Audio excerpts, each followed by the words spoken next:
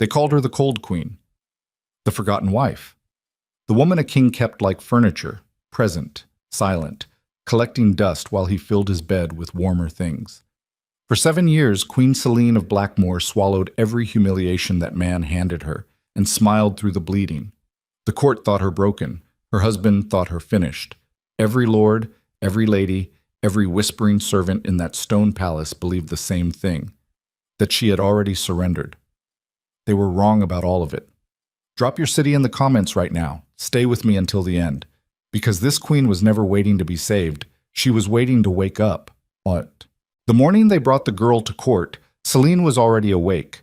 She had been awake since the second bell, sitting at the narrow window of her private chamber in the east wing, the wing that received no afternoon sun, the wing that faced the stables and the refuse yard, and the gray stone wall that separated the royal grounds from the city below. This was not where queens lived. This was where queens were stored. She sat with her spine straight and her hands folded in her lap and watched frost crawl up the glass in patterns that looked almost deliberate. Outside, a stable boy crossed the yard with a lantern. A dog barked somewhere beyond the wall. The city of Blackmoor was waking, its breath rising in cold plumes above the rooftops, and Selene pressed 2 fingers against the glass and felt the cold travel straight through her skin and into the bone and thought, "Good. Stay sharp. You cannot afford the luxury of warmth." Her lady-in-waiting, Marin, entered without knocking. She had stopped knocking 3 years ago because no one knocked for women who didn't matter, and the court's opinion of Selene had filtered down through every rank of servant until even the woman assigned to dress her had stopped pretending. "She arrives before the midday bell," Marin said. She was setting out the day's gown, dark wool, high collar, the color of old bruises. "Lord Carvel's youngest, Lady Nia. They say she rode through the night." Selene did not turn from the window. "They always ride through the night," she said. "It makes better theater." Marin's hand stilled on the fabric. She was not a cruel woman, just a practical one, and she had the decency to say nothing when the silence stretched. That was more than most managed. "Your Majesty will attend the reception?" "My Majesty will attend everything she is required to attend." Selene finally pulled her fingers from the glass. The frost had already sealed over the 2 small prints she left behind. "Set out the silver pin. Not the crown. The pin." "The crown is protocol for—" "The pin, Marin." Marin set out the pin. There was a philosophy Selene had developed over 7 years of surviving in that palace, though she never would have called it philosophy. She would have called it accounting. What she owed the court, she paid exactly, and not a coin more.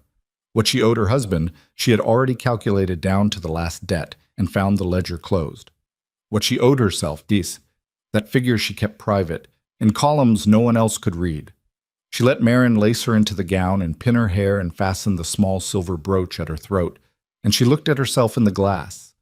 A woman made of careful geometry, all sharp angles and controlled stillness, and thought that she looked exactly like what they believed her to be. Let them keep believing it. The throne room of Blackmoor Castle was not a beautiful room. It had been built for war councils, not ceremonies. Low ceilings by the standards of southern kingdoms, walls hung with old battle standards that had yellowed and curled at the edges, 2 iron chandeliers that dropped tallow wax on anyone unfortunate enough to stand beneath them during long proceedings. King Aldrich had talked for 6 years about commissioning renovations. He had not gotten around to it, because Aldrich was a man who talked extensively about things he never did, and did extensively the things he never talked about. He was already on the dais when Selene entered, standing rather than seated, which meant he wanted the visual height when the girl arrived. He was not a small man, broad through the shoulder, still carrying the frame of the soldier he had been before the throne softened him, but he had grown careful about angles. Aldrich understood optics the way a merchant understood weights. He knew precisely how to look like a king even when he was behaving like something considerably less. He did not look at Selene when she took her place to his left. She had stopped cataloging these small violences years ago. There were simply too many of them, and the act of counting had become its own kind of damage. What she did instead was look straight ahead at the far doors and breathe slowly through her nose and let her mind go somewhere cold and clean and distant, the way she'd taught herself to do. The court assembled. Lords and their wives, military commanders with their adjutants, the older women who had served the crown since before Celine's time and who watched everything with eyes like bored hawks. Celine recognized every face in that room and knew the private architecture of every alliance, every grudge, every debt of favor and blade of betrayal mapped across the social landscape of Blackmore's nobility. She had spent 7 years watching from her corner of the room, and silence, it turned out, was the finest instrument for collecting intelligence that had ever been devised. The far doors opened. Lady Naya of House Carvel was 19 years old, which Celine knew because she had already read the girl's lineage documents, obtained through a source in the Chancellery whose discretion she had been cultivating for 2 years. She was also, by any reasonable measure, striking. Dark hair, a high color in her cheeks from the cold ride, a gown of deep green that managed to look both modest and entirely deliberate. She walked the length of the throne room with her chin level and her hands loose at her sides, and she was either genuinely confident or had been very well rehearsed, and at 19 those things could look identical. She went to her knee before the dais. Aldrich descended 2 steps. That was not protocol. Protocol said the king received supplicants from the elevated position. Descending 2 steps was a gesture, intimate and specific, and it landed in the room like a stone in still water. Celine watched every ripple. Faces rearranged themselves, eyes cut sideways. The older women in the back did not move at all, which told her everything about how long they had been expecting this moment. "Lady Naya!" Aldrich's voice carried that particular warmth he produced for certain audiences. Burnished, deliberate. "Rise. Your journey honors us." The girl rose. Her eyes found the king's face and stayed there, steady, which was either courage or calculation. "The honor is mine, your majesty." She had a low voice for her age. Clear diction. Carvel money and a good tutor, Celine noted. The kind of notes she kept in the private ledger, the one no one could read. Aldrich turned finally toward Celine. The motion was performed. She could see the machinery of it, the half-second calculation before he pivoted his body, and she wondered if he'd always been this transparent or if she'd simply gotten better at reading him. "My queen," he said. "Lady Nia of House Carvel." "My lady." Celine's voice came out exactly as she intended it. Level, formal, bloodless. She watched something flicker across the girl's face. Not cruelty, something more complicated. Pity, maybe? Or guilt? "Welcome to Blackmore." Nia held her gaze for a moment longer than courtesy required. Then she dipped her chin, and the reception moved on, and Celine stood at her husband's left side and continued to be furniture. The banquet that followed was Aldrich's composition from the first course to the last, and he had arranged it so that Lady Nia sat 3 seats from him on the high table with the specific geometry of a man who wanted to be caught looking. Celine was placed at the opposite end between Lord Caron, who was 70 and almost entirely deaf, and Commander Thane, who was the head of the palace guard and who had the social grace of a fence post, and whom Celine liked considerably more than anyone in the room with actual social grace. "You're not eating," Thane said, low, without looking at her. He was a veteran of enough political banquets to know how to have a conversation that looked like silence. "I'm eating," she said, and moved her knife through the roasted fowl on her plate. "Moving food is not eating. Moving food is performance, which is the same thing as eating in this room." Thane grunted. He had served under 2 kings, and, he had told her once in a rare moment of candor, liked neither of them but respected one. He had not specified which. She had not asked, because she already knew. "Carvel's girl is well positioned," he said. "Her father has 300 infantry and a stone fortress at the northern pass," Celine said quietly. "He is also 2 years behind on his crown taxes, which is a problem that becomes not a problem if his daughter becomes useful to the king. So yes, well positioned." Thane looked at her for a long moment. He did this sometimes. Looked at her the way men looked at unfamiliar terrain, trying to determine if it was solid ground or marsh. "You've done your reading." "I do a great deal of reading, Commander. I have a great deal of time." Down the table, Aldrich was laughing at something Nia had said.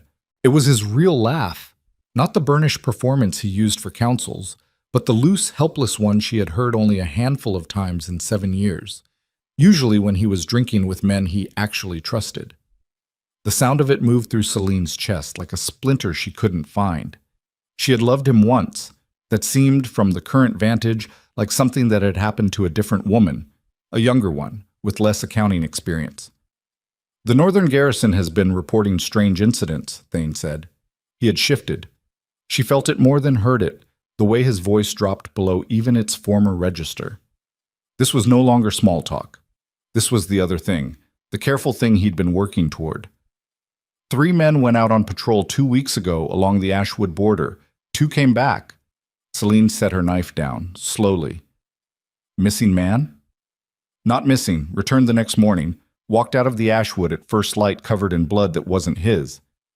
Couldn't explain it. Couldn't explain anything, actually. He's been in the Garrison infirmary since. Doesn't speak. Just... Thane paused, something in his jaw working. Stares at his hands. Animals, she said. The Ashwood has wolves. The Ashwood has always had wolves. Wolves don't leave a man standing and strip 3 of his enemies to the bone inside a quarter mile of each other. He picked up his cup, put it down without drinking. Wolves don't leave tracks like these ones leave. The banquet noise swelled around them. Laughter, silver on ceramic, a musician in the corner who had been instructed to play softly and was successfully inaudible.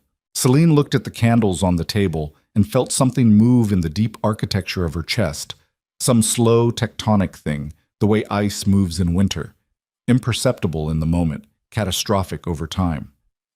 What kind of tracks? She asked. Thane looked at her directly for the first time in the conversation. Large, he said, very large, and not quite like anything in the Garrison's hunting records. She held his gaze. He was a careful man, Thane, not a superstitious one.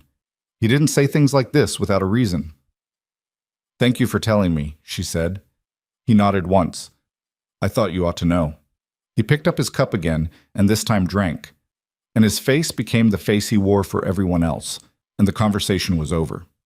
Celine looked back down at her plate and breathed slowly through her nose and felt that deep, slow thing in her chest and did not name it. She had learned, early in the practice of survival, that you did not name the things you couldn't afford to examine yet. You noted them, you filed them, you waited. She had gotten very good at waiting. Quiet. Aldrich came to her chamber that night, which surprised her. Not because it was a gesture of tenderness. She had abandoned that particular expectation so long ago, she'd almost forgotten what it had felt like to hold it, but because he almost never bothered with the pretense anymore. The last time he had visited her private rooms was 9 months ago, and that visit had been an argument about the Eastern tax records, which she controlled through the household accounts, and which he periodically resented her controlling. He entered without knocking. That was a statement too, though a different one from Marin's pragmatic informality. You were quiet tonight, he said. He was still dressed from the banquet, his collar loosened, a cup in his hand that had been refilled more than once, judging by the particular set of his eyes. Not drunk. Aldrich was rarely drunk, but softened at the edges, which was sometimes more dangerous. I am frequently quiet, Celine said. She was at her writing table, a letter half composed before her. Household correspondence, grain orders for the winter stores, nothing that would interest him. She did not turn around. You have not historically found it noteworthy. She heard him move. The floorboards of the East Wing were old, and they spoke when weight shifted across them, which was information she had catalogued the first week she lived there. Lady Nia is a... I know what Lady Nia is. Silence. The floorboard by the window. He had gone to look out at the yard. Then, that was where the window stood. She waited. This doesn't have to be complicated, he said. It has never been complicated. She set down her pen, looked at the half-written letter. The grain estimate was 400 bushels short of what the northern villages would need by January, and she had been trying to determine whether the household reserves could cover the gap or whether she needed to approach the crown steward. Aldrich would not know this. Aldrich would not know what the grain situation in the northern villages was, because Aldrich did not involve himself in the management of the kingdom he ruled, which was why someone had to. I have never made it complicated. You confuse silence for complexity. I confuse silence for... He stopped himself. The cup made a soft sound against the windowsill. You have never once told me what you want. She turned around then. He was standing exactly where she'd calculated, at the window, backlit by the cold silver of the moon, the cup hanging from 2 fingers. He looked at this angle in this light, almost like the man she had married. She had to be careful with that. The resemblance was topographic, same landscape, different terrain entirely. I want the grain shortfall resolved before the winter hard freeze, she said. I want the garrison commander's incident reports forwarded to my office rather than filed directly into the military archive where no one reads them. And I want you to not have this conversation with me, Aldrich, because we both know it is not actually a conversation. It is a performance, and I am tired of being your audience. The silence that followed was different from the other silences in that room. It had weight to it. He looked at her the way he sometimes did, with an expression she had never fully decoded, something between resentment and a kind of involuntary respect that he clearly found inconvenient. You're a hard woman, he said finally. You made me one, she said. Not with heat, just with the precision of someone reading a figure off a ledger. Good night, Your Majesty. He left. The floorboards announced his retreat through the antechamber, and then there was only the wind off the yard and the distant dog and the frost rebuilding itself on the glass, patient and methodical, and completely indifferent to anything that had just passed between them. Celine turned back to the letter, picked up the pen, wrote for another hour. She was not crying. She had not cried in this palace in 4 years, and she did not intend to start. The headaches had been getting worse. She had been tracking them the way she tracked everything, systematically. In a small personal ledger she kept behind the false panel in the writing table's lower drawer. Date, duration, quality of pain. Whether her vision went strange at the edges. Whether the smell of torchlight, not the light itself, but the smell, the particular char of burning pitch, hit her wrong and set something behind her eyes sparking. They correlated with the moon.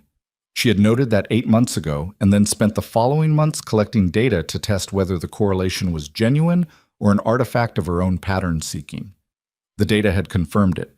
The headaches intensified in the 5 days preceding the full moon. On the full moon itself, they became something else.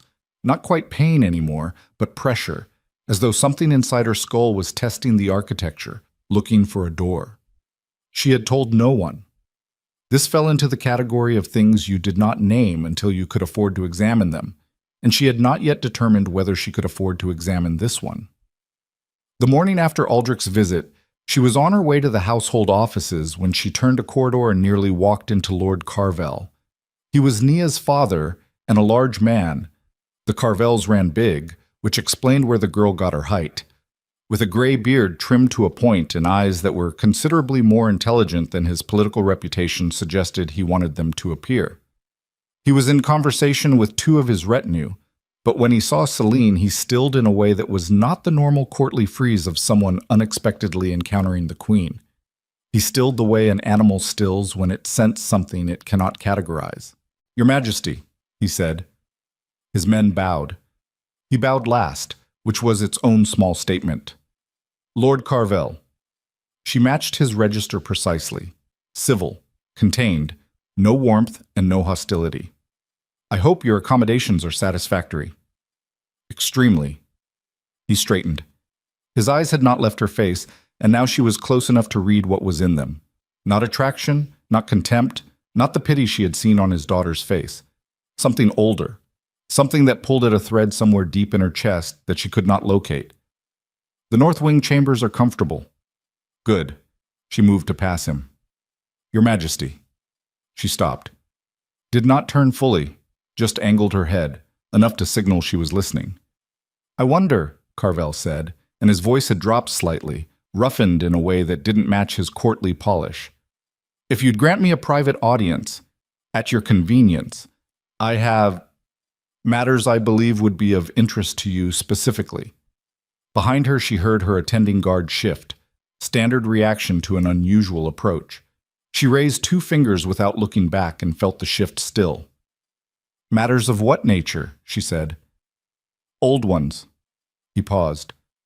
Older than this castle. Older, perhaps, than this kingdom. She turned fully then.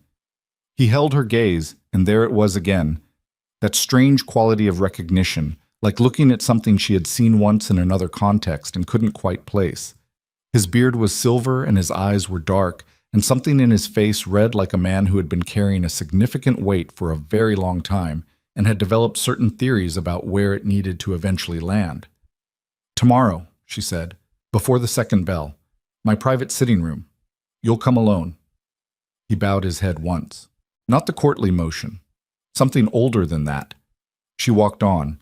Her heart was beating slightly harder than usual. She noted it, filed it, continued to the household offices where the grain shortfall was waiting and the numbers were still 400 bushels short. The attack happened 3 days after Lady Nia's arrival. Not in the palace. In the forest road that wound between Blackmore Castle and the hunting lodge where Aldrich sometimes took his preferred company. A discreet arrangement, the lodge far enough from the court that those who wished to be blind could manage it. The party returning from the lodge was small, a lord's son named Esset, 2 of his companions, and their 4-man escort. Something found them in the trees. Celine heard about it from Thane before the sun had fully risen the following morning. He came to her sitting room himself, which he did not do. He sent reports, signed and sealed, formal and deniable. And the fact that he came in person told her the shape of what he was about to say before he said it. "Esset's escort," she said when he had finished. She kept her voice level. "Describe the injuries." Thane sat across from her table, his large hands on his knees, and looked at her with the expression of a man filing a report to the one person in the building he actually trusted to do something useful with it. "Tore through chainmail," he said. "Not cut through. Torn, like cloth." He stopped, started again. The tracks around the site were the same as the Ashwood incident, larger than any wolf recorded in the Northern Territories. Moving on something more than 4 legs, maybe 6 points of contact, but the pattern doesn't match anything in the... Were the men killed? 2 of the escort, 3 attackers who came at the company from ambush. The garrison thinks they were Dresch mercenaries based on the blades they were carrying. The mercenaries are dead. So are 2 of Esset's guards. Esset and the rest of his party are alive, unhurt, completely unable to explain why. "Because whatever was in the trees killed the mercenaries and left Esset's party," Celine said. Thane met her eyes. "Yes." She was quiet for a moment. Outside the sitting room window, the morning was breaking gray and cold, and a crow was walking the length of the stone wall below with a kind of deliberate indifference that she found, in this particular moment, almost comforting. "You think the incidents are connected," she said. "The tracks are the same." "Yes. I think they're connected." "Do you have a theory?" He was quiet for a moment that stretched long enough to mean something. "The Northern Territories have stories," he said finally. "Old ones. I am not a man who puts stock in old stories. But I'm a man who puts stock in physical evidence, and the physical evidence in those woods is not answering to any explanation I can locate in a hunting record or a military manual or 30 years of practical field experience." He looked at his hands. "So I'm running out of categories." She nodded. She looked at the crow on the wall, which had stopped walking and was now looking at something she couldn't see. "Keep this between us for the time being," she said. "The report should continue going to the military archive as normal." "And you?" "I have a meeting tomorrow morning," she said, "that may be relevant." Lord Carvel arrived before the second bell, alone, as she had specified. He was dressed plainly, no house colors, no insignia, and he came through the side passage that her household staff used, which meant someone had shown him, which meant he had asked and someone had considered him trustworthy enough to answer. She noted that too. He sat across from her and she poured the tea herself and set his cup in front of him without waiting for the ceremony of offering and acceptance. And he looked at this small gesture the same way he had looked at her in the corridor, with that specific quality of recognition. "You were not surprised," he said, "when I asked for this meeting." "I was not surprised," she agreed. "Most women would have been, most queens would have had me removed from the corridor." "I am not most queens." She wrapped both hands around her own cup. The warmth of it was grounding. "You said old matters, older than this kingdom." He leaned forward, put his elbows on the arms of the chair. Not rudely, but the way a man moves when he is done with performance and ready to speak directly. "How much do you know about your mother's family?" The question landed in her chest with a specific kind of weight. Not surprising. She had been turning the shape of this conversation in her mind since the corridor, but real and heavy with it. "My mother died when I was 6, she said. Her family was a northern house, minor, effectively extinguished when she married my father. I have documentation going back 4 generations. Beyond that, the records are," she paused, "absent." "Not absent," Carvel said. "Removed." She studied his face.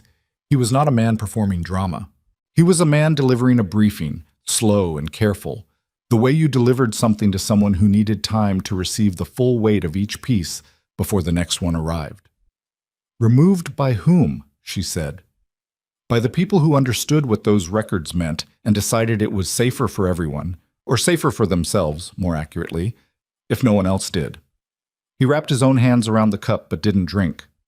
"I'm going to tell you something, Your Majesty, and I need you to hear it as a fact and not as a story, even though it will sound like a story. Can you do that?" She thought about 7 years of survival accounting, about the headaches that tasted like pressure and correlated with the moon, about tracks in the ashwood that didn't fit any military manual or 30 years of field experience, about the specific feeling she had had in that corridor when this man looked at her, the thread that pulled somewhere she couldn't find. "Tell me," she said. Carvel set down his cup. "Your mother's bloodline," he said, "did not come from a minor northern house. That was the cover built around her by the people who brought her to court and arranged her marriage to your father.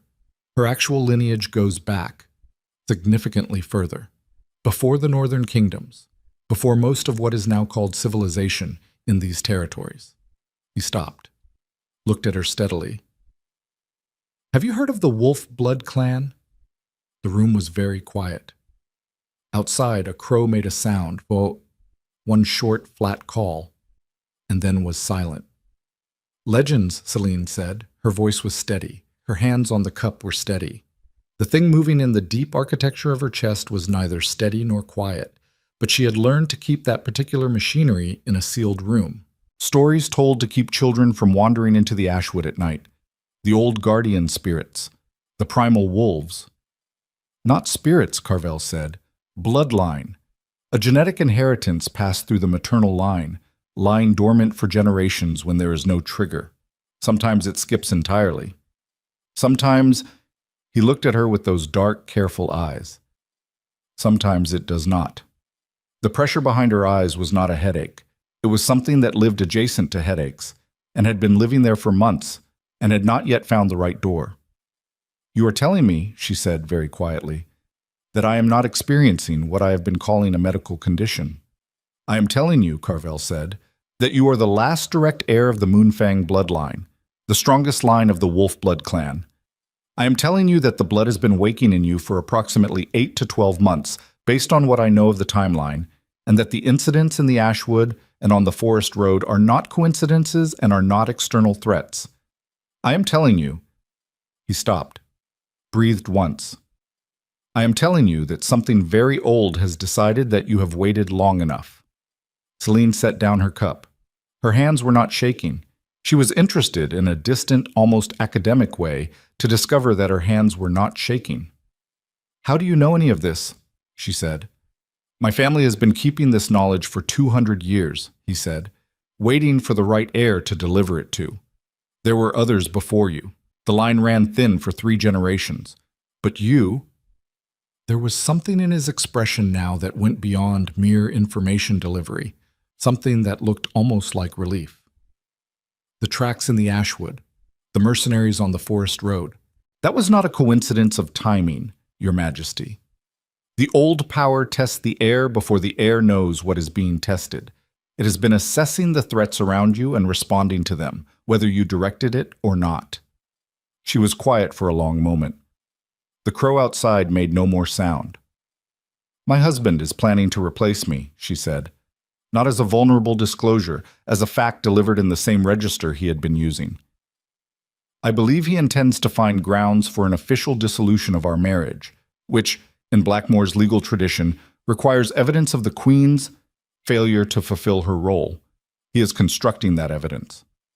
Carvel's jaw tightened. Yes, he said. I believe that is correct. And you are here because Naya is my daughter, he said, and for the first time something cracked slightly in his careful briefing register. Something that was not political calculation, but something considerably raw. And she is 19 years old, and she does not know what this man is. And because the Moonfang heir cannot be executed before she understands what she is, and what she is capable of, and what is at stake for more than just herself. And because... He stopped, pressed his mouth together. Because I have been carrying this particular piece of information for 20 years, and I am tired of carrying it alone. Celine looked at this man across the table, Lord Carvel of the Northern Fortress. Father to a girl sent to court as a political instrument by a father who evidently had no good options.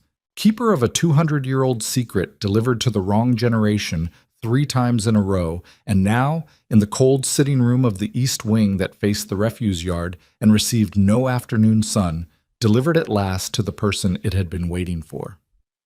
She felt the thing in her chest like tectonic movement, like something deciding to stop being patient.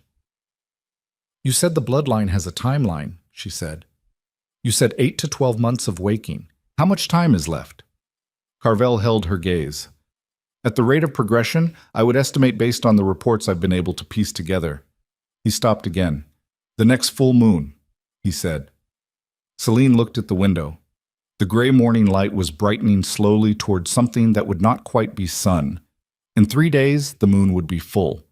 In 3 days, she would sit in this palace that had stored her for 7 years, in this wing that got no afternoon sun, with a husband who was building a case for her removal, and a girl from the north sitting in the chambers that should have been hers, and the court arranged around all of it like an audience waiting for the final scene.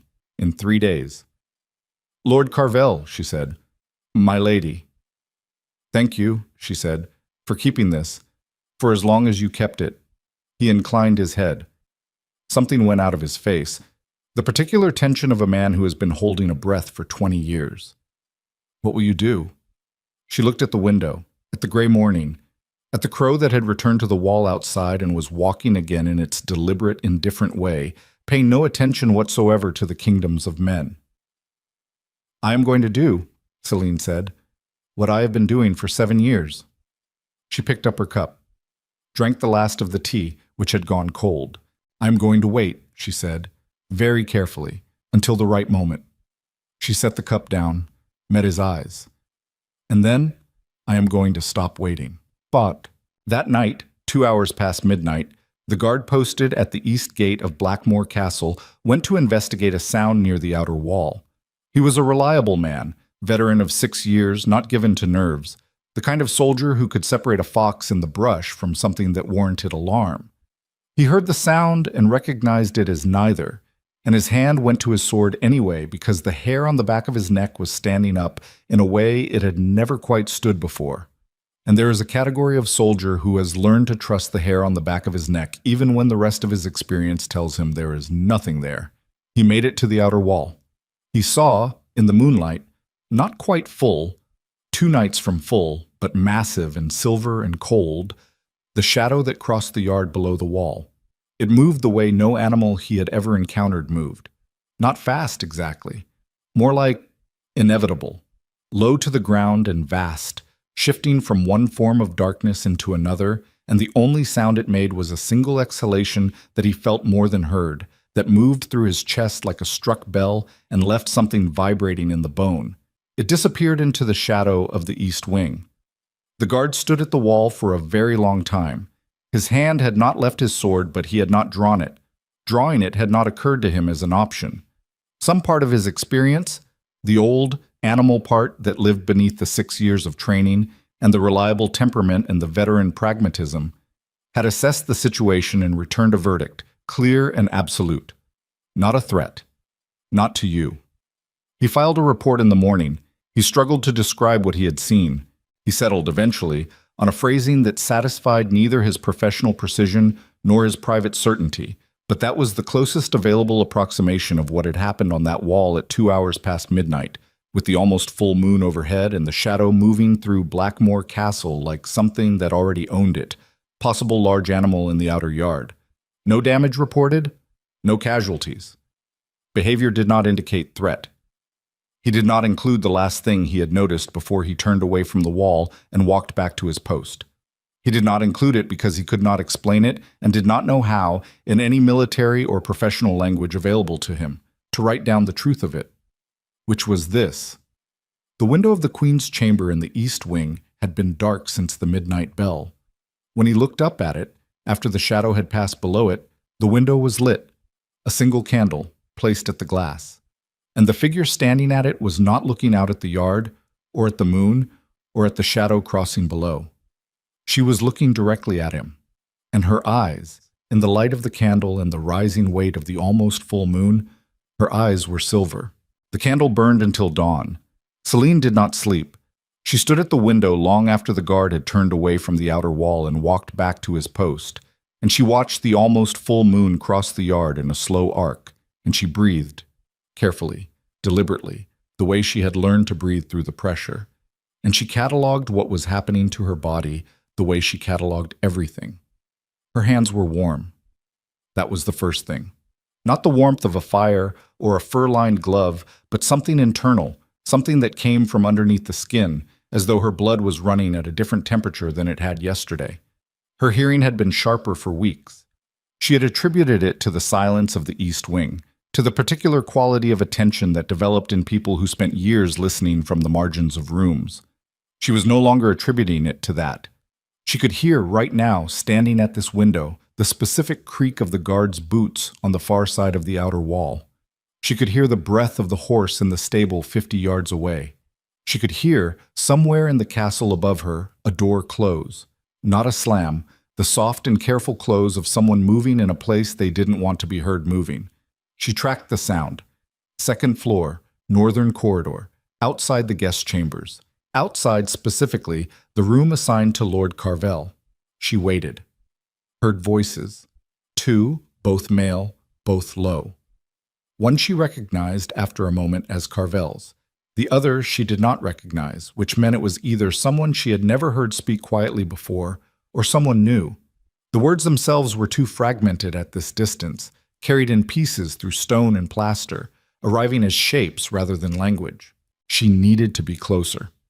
The thought arrived with a companion, not hesitation exactly, but an awareness of what she was considering, which was leaving her chamber in the middle of the night and moving through the castle without escort or authorization, which was the kind of behavior that, if discovered, could be used against her by someone who was already looking for things to use. She thought about the ledger, about the accounting. Then she thought about the shadow that had crossed her yard, and the way her eyes had felt when the moonlight found them.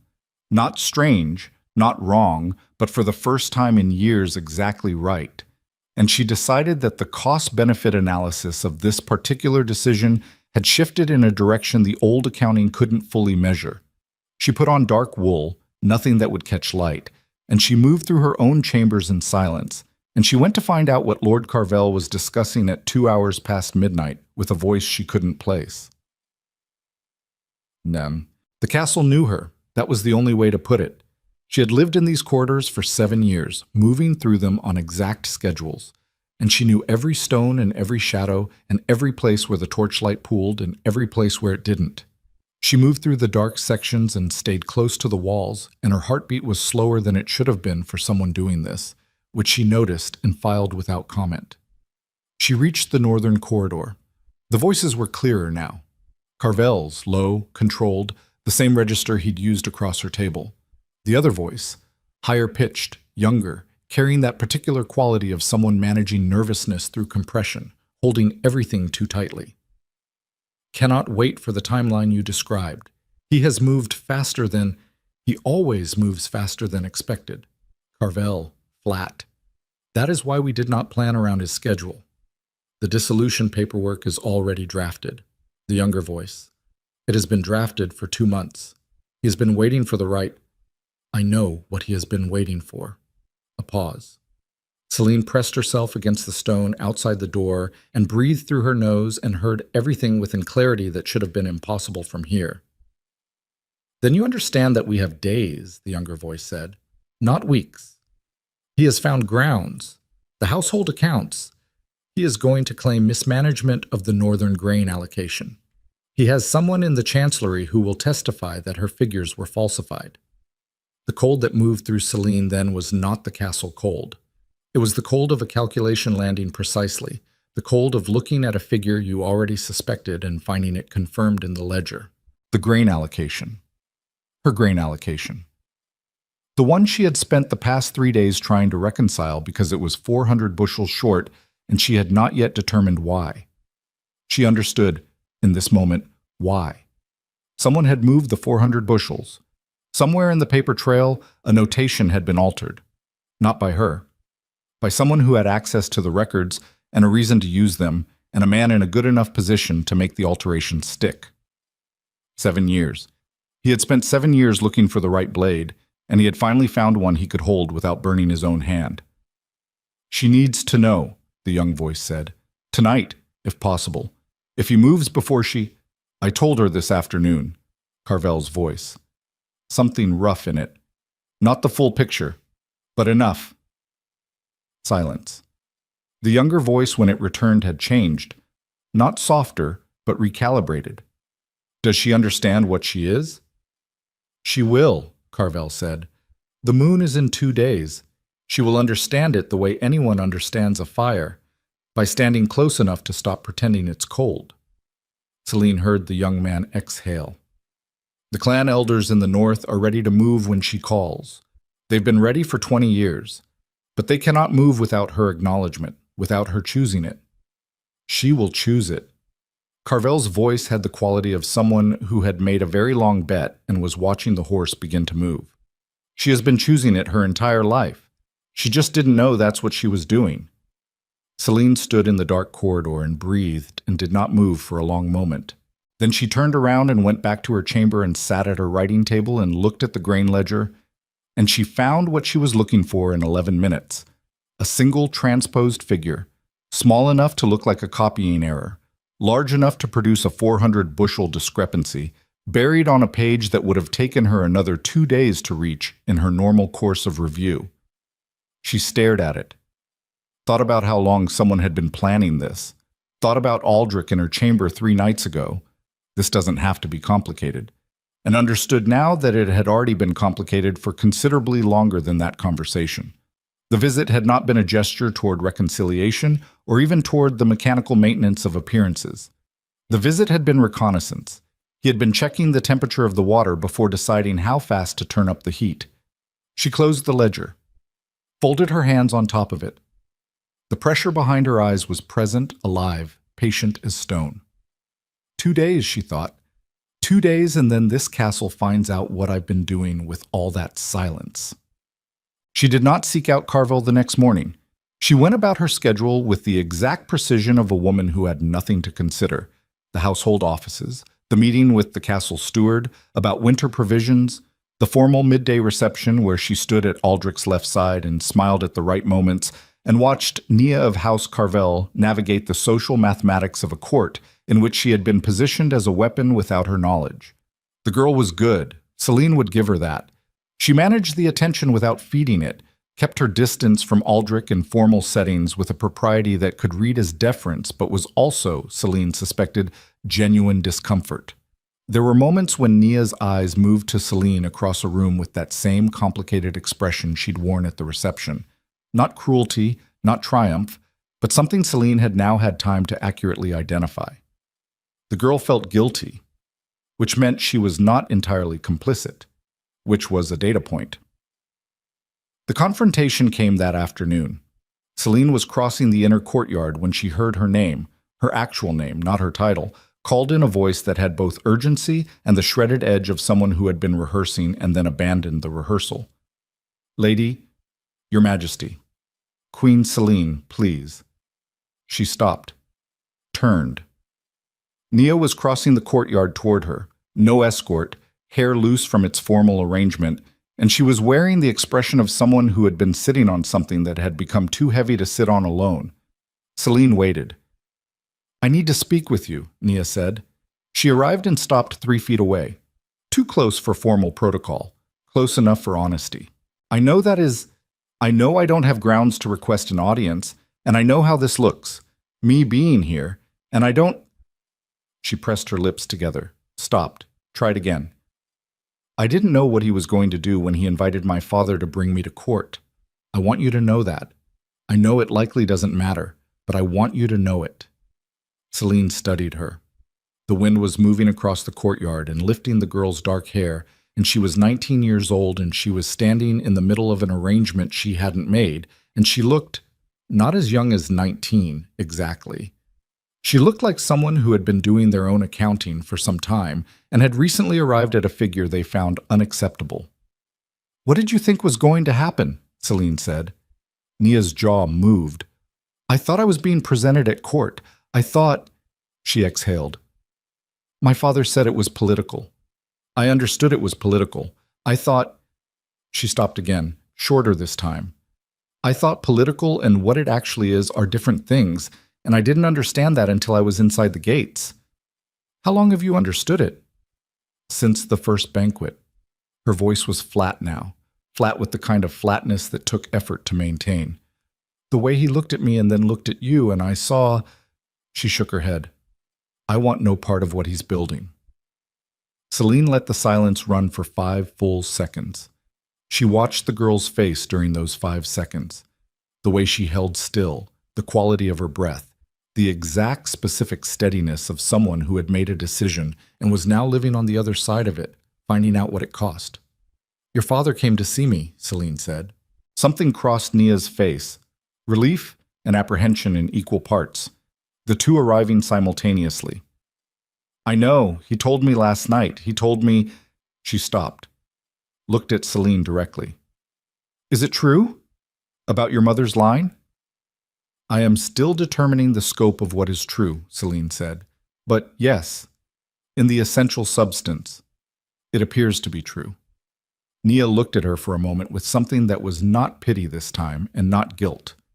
It was the look, Celine thought, of someone recalibrating an entire situation from the ground up, reassessing every assumption with new information and arriving somewhere entirely different. "He has documents," Nia said. "Aldrich. About the grain accounts. I overheard his steward this morning. They're planning to present them to the Crown Council within the week." "I know," Celine said. Nia's brow moved, a small, surprised lift. "You know?" "I know what the documents say, and I know how the figures were altered, and I know whose signature is on the attestation in the Chancellery records." She looked at the girl steadily. "I have been running this castle's household accounts for 6 years. I know exactly where every figure sits. I knew within 11 minutes of learning there was a problem where the alteration was and how it was constructed." She paused. "The mistake he made was assuming my silence was the same as my inattention." Nia stared at her. The courtyard was quiet between them. Wind, distant voices from the stable yard, the administrative sounds of a castle in its daily working. "What are you going to do?" the girl said. "I'm going to wait," Celine said, which was true and complete, and told the girl everything and nothing simultaneously. "And you are going to go back inside and attend dinner this evening and behave exactly as you have been behaving, because right now your value is in being exactly where you appear to be. You want me to... I want you to be 19 and newly arrived and giving no one any reason to watch you more carefully than they already are." She held Nia's gaze. "Can you do that?" The girl was quiet for a moment. Something settled in her face. Not resignation, but the particular quality of someone deciding to stop carrying a weight alone by putting it in different hands, hands she had assessed and found adequate. "Yes," she said. "Good." Celine turned, stopped. "Lady Nia." "Yes?" "Your father made a significant choice coming to me. You made one today." She did not look back. "The people in this castle who are accustomed to discounting women who keep their heads down are about to discover that they have been using the wrong framework. I'd prefer you are positioned well when that happens." She walked on. Behind her, she heard the girl exhale, long, slow, the specific sound of someone releasing a tension they'd been holding since before they arrived. That night, the pressure was the worst it had been. It started behind her eyes at the second bell, and by the fourth bell it had moved through her skull and down into her jaw and her hands, and it was not pain, still not quite pain, but it was enormous. The sense of something at a door, at every door simultaneously, patient and done with patience in equal measure, pressing without quite pushing. She went to the window. The moon was 1 day from full. It hung over the castle like a verdict. She put her hand against the glass, and the cold came through and met the heat that was running in her blood, and the two temperatures met in her palm, and something happened. Not transformation, not yet, she understood instinctively it was not yet, but a conversation. Between what she had been for 34 years and what was underneath it, and had always been underneath it, waiting in the way that only things with very long patience can wait. You, she thought, not quite directing the thought at anything in particular. I know you're there. The answer was not in words. It was in the way the pressure in her skull shifted, not diminishing, but reorganizing, arranging itself into something that felt less like a headache and more like standing, like being stood up fully, vertebra by vertebra, into a height she hadn't known she was carrying. She breathed out against the glass, and it fogged. And in the fog, she watched her own reflection, the particular set of her eyes, the level jaw, the contained stillness that the court read as cold, and that she now understood, perhaps for the first time, had never been coldness at all. It had been waiting. The body of a woman who had been keeping something extremely large in a very small room, and who had, every day for 7 years, made the door hold. The moon moved 1 degree across the sky. Tomorrow. She was still at the window when she heard the sound. Inside the castle, below her, rapid and wrong in a way that the other nighttime sounds were not. Boots on stone, too many, moving in formation. Not a patrol pattern, something converging. She listened, tracked the sound through the castle architecture the way she tracked everything now, with senses that were no longer pretending to be ordinary. They were moving toward the east wing, toward her. She turned from the window and looked at her chamber door, listened to the boots converge, counted, 4, possibly 5 men, moving with the specific density of people who had been given an order and were not here to negotiate. The door opened. Aldrich's personal guard, not castle garrison, but the private detail that answered only to him, stood in the frame. The man in front was named Breck. She knew him. He had been with Aldrich for 9 years. He could not quite hold her eyes. "Your Majesty," he said, and the formality landed in the room like something rusted. "By order of His Majesty King Aldrich, you are requested to—" "What hour is it, Breck?" she said. He blinked. "The 4th bell, my lady." The 4th bell. She looked at him with a steadiness that she felt in her bones. "My husband sends 5 armed men to my private chamber at the 4th bell of the night, and calls it a request." The man behind Breck shifted. Breck's jaw worked once. "There are questions," he said, "about the household accounts. His Majesty has requested your presence in the East Council Room for what purpose?" she said. "Exactly." He couldn't say it. She watched him look for the language and fail to find it, and understood that this was the moment. Not tomorrow at the full moon. Not the controlled timeline she had been working toward. Now, tonight, with 1 day left, because Aldrich had decided that waiting carried more risk than moving, and he had calculated wrong and was about to move wrong, and the only question left was what she was going to do about it. The pressure behind her eyes was not pressure anymore. It was readiness. "Tell my husband," she said, and her voice came out so precisely level that Breck went very still, "that I will attend him in the East Council Room at first light, in the presence of Lord Commander Thane and no fewer than 3 crown-sworn witnesses. Tell him that anything discussed before that time, in that configuration, will not have my cooperation and will have my formal objection on record." She held Breck's eyes. "Tell him exactly that." Breck looked at her for a long moment, and then he did something she had not expected, not from a man who had served Aldrich for 9 years and whose entire livelihood was built on that service. He lowered his chin. Not a bow. Something smaller and more genuine. A private acknowledgement between one person and another that did not belong in any official record. "Yes, my lady," he said. He took his men, and he left. Celine stood in the center of her chamber and listened to the boots retreat and disappear into the castle's deeper quiet, and then she was alone with the moon at her window and the readiness in her blood and the absolute certainty of what was about to begin. Aldrich had made his move 20 hours too early. He had done it, she understood now, because he was afraid. Not of her. Not yet. Not the specific her that was waking up in this room at the fourth bell with silver at the edges of her vision. Afraid of time. Of losing control of the sequence. Of the particular terror of a man who has been certain of his arrangements and has begun to feel them shifting under his feet without being able to say exactly why. He had moved early because something in the castle had changed, and he couldn't name it, and unnamed things, for men like Aldrich, were more frightening than any enemy he could see and label. She looked at the moon. One day. She thought about the estate grain record with its transposed figure. She thought about the 5 armed men at her door framed as a request. She thought about 7 years of being furniture in this palace, stored and silent and slowly in the deepest rooms of herself where no one had access, sharpening into something that had never been furniture at all. She thought about what Carvel had said. The old power tests the air before the air knows what is being tested.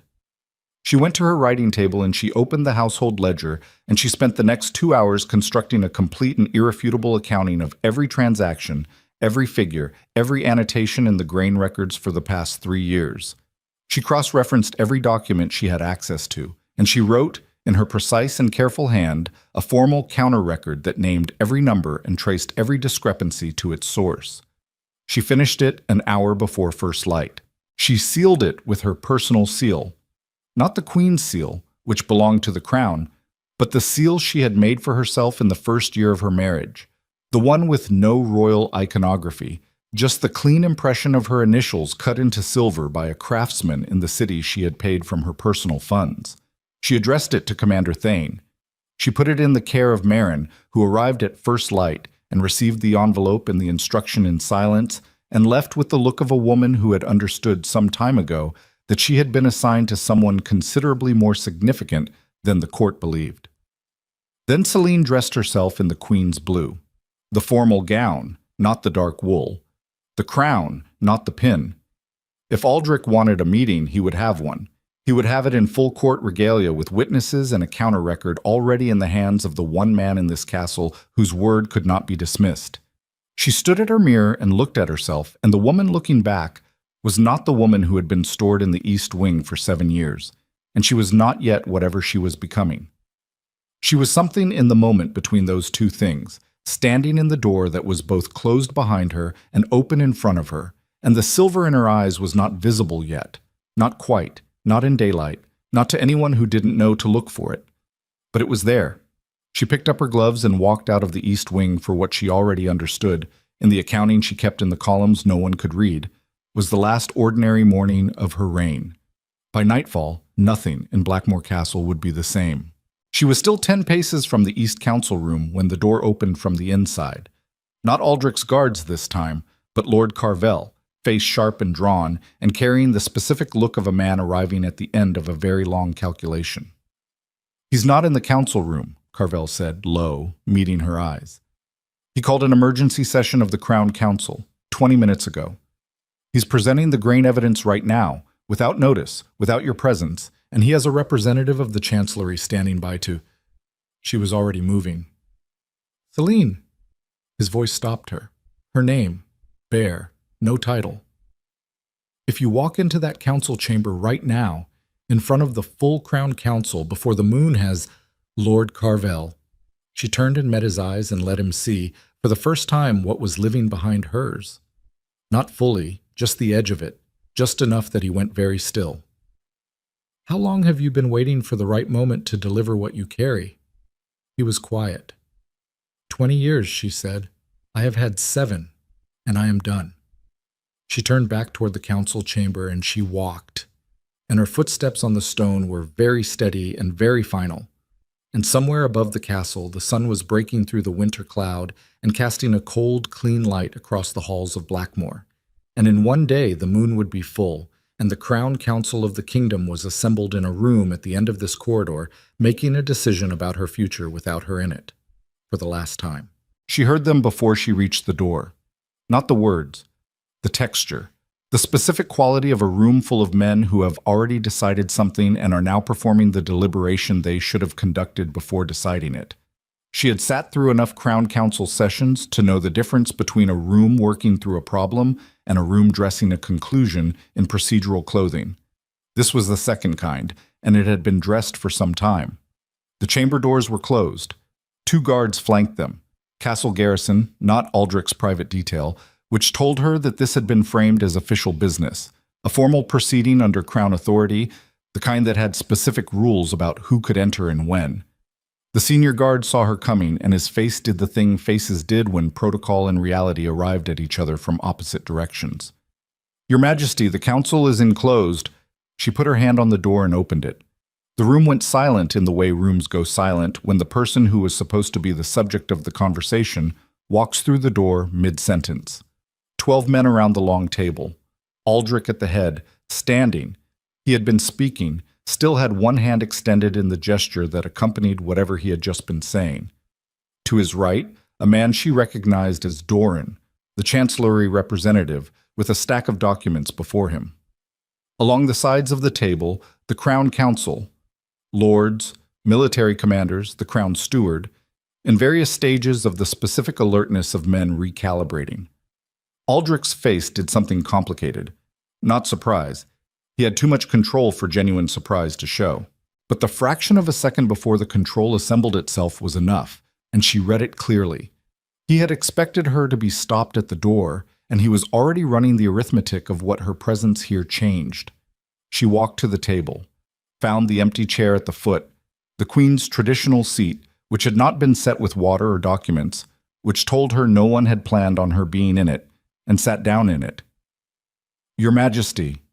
Aldrich's voice had the burnished warmth turned down to its lowest setting, almost cold, almost natural. "This is a closed session of the I am the Queen of Blackmore," she said. "There is no closed session of the Crown Council from which the Queen is excluded by law. If there is a proceeding concerning the household accounts, I am the keeper of the household accounts, and my presence is not a courtesy. It is a requirement." She looked at Doran. "You may continue." Doran looked at Aldrich. Aldrich looked at Celine. The room held its breath in the way rooms do when the weight of a moment exceeds what anyone planned to support.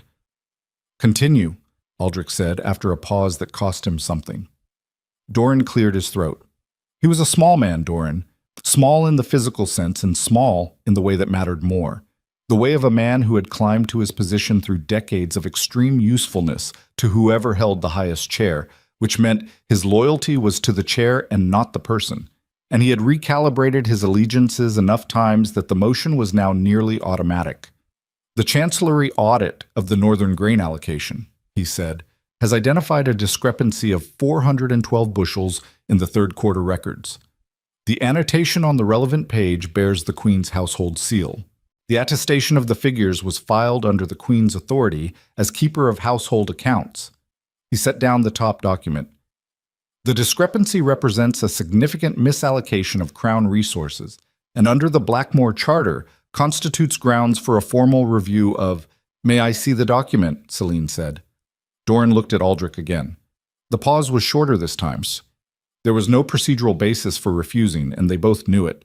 She took the document when it was slid toward her. "Read it." Read it the way she read everything.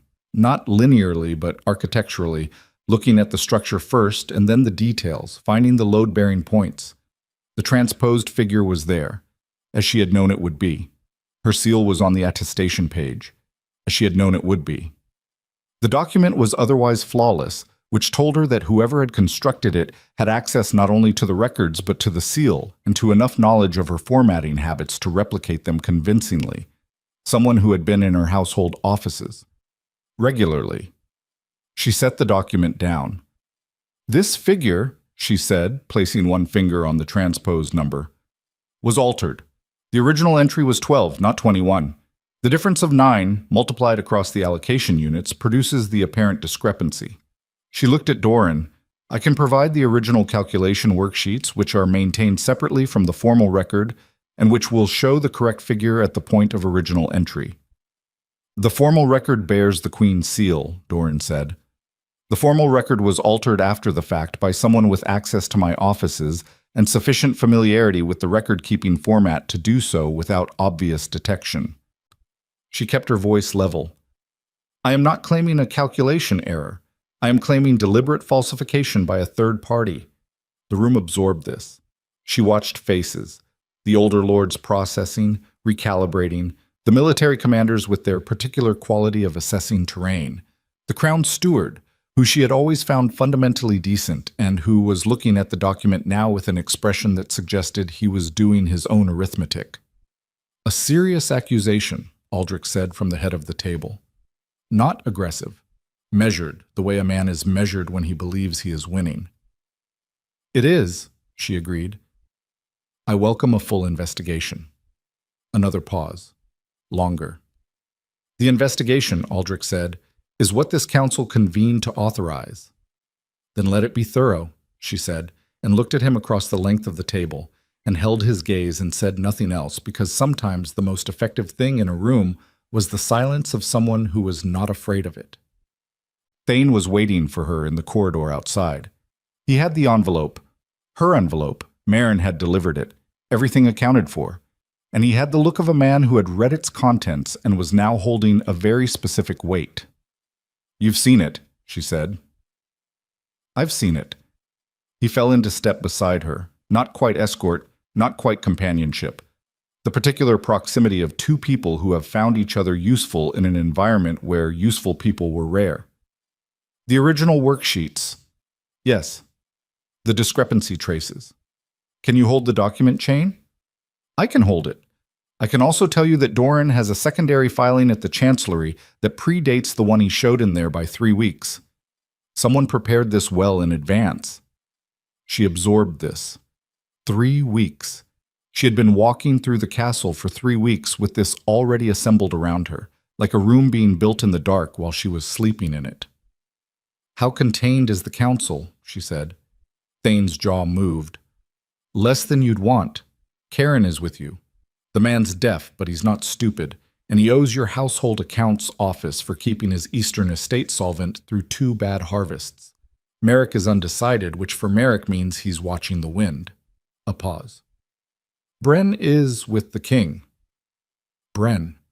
Lord Commander Bren, who sat on the Military Oversight Council, who had taken every position at every meeting based on a calculation she had never been able to fully solve.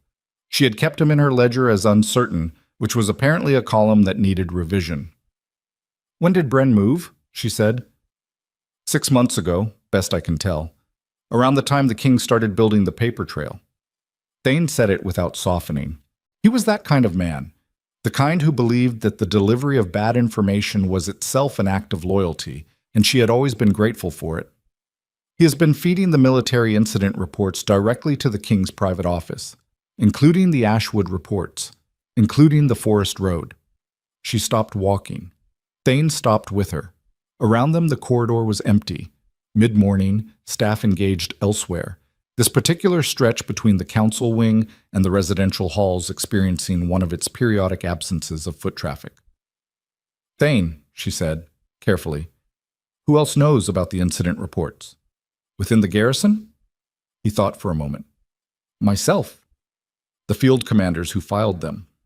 And now, the king's private office, meaning the king and whoever he has working that desk.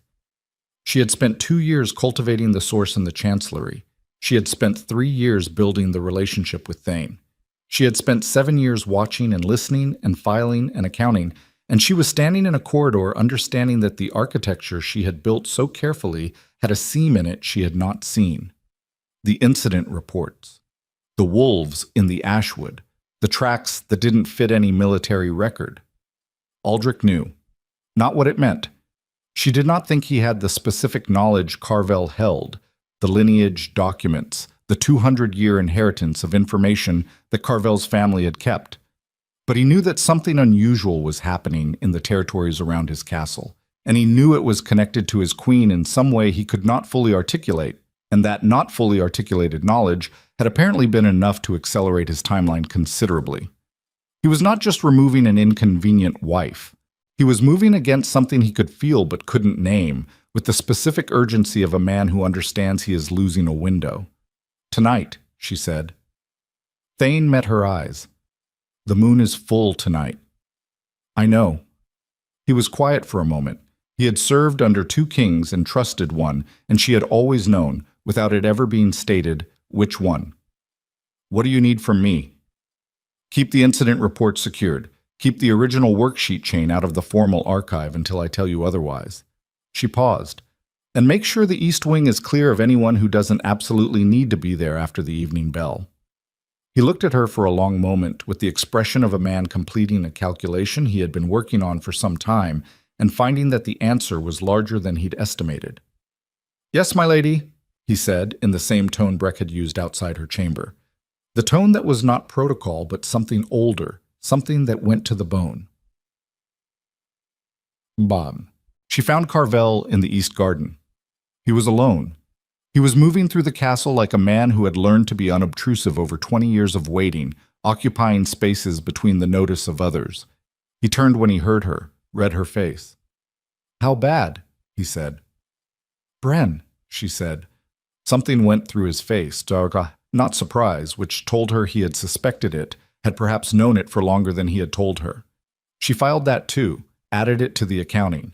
Even Carvel, with his 20 years and his careful loyalty, had withheld something. "How long have you known about Bren?" she said. He held her gaze. 8 months, he said. "I was not certain enough to." 8 months. She kept her voice exactly level. "You have known for 8 months that the king had placed someone on the Military Oversight Council, and you did not include that in what you told me." "I was not certain," he said again, but the second saying of it sounded like what it was. An explanation that knew it was inadequate. She looked at him and understood something then that she should perhaps have understood earlier. That even the people who were on her side had their own calculations, their own withheld figures, their own assessments of what to share, and when, and how much. That loyalty, even genuine loyalty, was not the same as transparency. That everyone in this castle, herself included, was working from a partial ledger. She had spent 7 years resenting the ways she'd been underestimated. She had not spent enough time accounting for the ways her own side could fail her through omission. "The wolf," Carvel said. Not a question. He was looking at her eyes. In the garden light, in this moment, she did not know exactly what was visible there, but based on the quality of his stillness, it was something. "Tonight," she said. "You cannot control the first full emergence," he said. Low, urgent. "My family's records are very clear on this. The first time the bloodline fully wakes, it does not follow instruction. It responds to the environment, to threat, to—" "Then perhaps," she said, "the environment should be threatening enough." He stared at her. "Carvel." She spoke his name without title, the same way he had used hers in the corridor, and she watched something in his face respond to that. The equalization of it, the frank weight of one person speaking to another across the distance of all the protocol they had both been navigating. "Your family kept this for 20 years. You brought it to me at the right moment. I believe that. But I need to know, right now, completely, what you have not told me." A long pause. The garden was winter quiet around them, the dead stalks of last summer's growth standing in their ordered rows, waiting. "His original plan," Carvel said, "was not dissolution." She went still. "Dissolution is the current plan. The paper trail, the grain records, the formal legal mechanism. That is recent. Within the last 3 months. He stopped, pressed on. "The original plan, which I learned of through a contact at the King's private office, who has since been reassigned to the Eastern Territories and is no longer reachable, the original plan was a different kind of removal. The cold in her chest was not the garden cold. It had no temperature at all. It was the cold of a number that had been hiding in plain sight in a ledger you had believed yourself too careful to misread. Not dissolution," she said. No, Carvel said. Not dissolution. The word he didn't say sat between them in the winter garden, and it was as clear and final as anything she had ever read in any record. He moved to the legal mechanism, Carvel continued, because something changed his calculation. Something in the last 3 months made him prefer a mechanism that was visible, procedural, and documented over one that was not. He looked at her directly. I think he became afraid of what might happen if he chose the other option, and it failed. She stood in the dead garden and breathed and assembled this. Aldrich had been planning to have her killed. For how long she could not yet determine, but the original architecture of his plan had been permanent and irreversible, and something had frightened him out of it. Something in the last 3 months, which was also the period in which the Ashwood incidents had begun, in which the Forest Road attack had occurred, in which an old warrior's great-granddaughter had been walking through his castle with silver behind her eyes every time the moon climbed. He had been afraid of her before she knew what she was. She looked at her hands. Steady, warm, running at a temperature that was no longer pretending to be ordinary. Tonight, she said again, and this time it was not a timeline. It was a decision, fully formed, every component accounted for, every figure verified against every available source. You cannot, Carvel started. He was going to have me killed. She looked up from her hands, met his eyes. You understand what that means. It means the document chain, the grain records, the dissolution proceeding. It means all of it is theater. It means there was never a version of this where I walked out of Blackmore with my freedom intact through legal process. There was only ever a version where I stop him, or I don't. Carvel was quiet. The garden was quiet.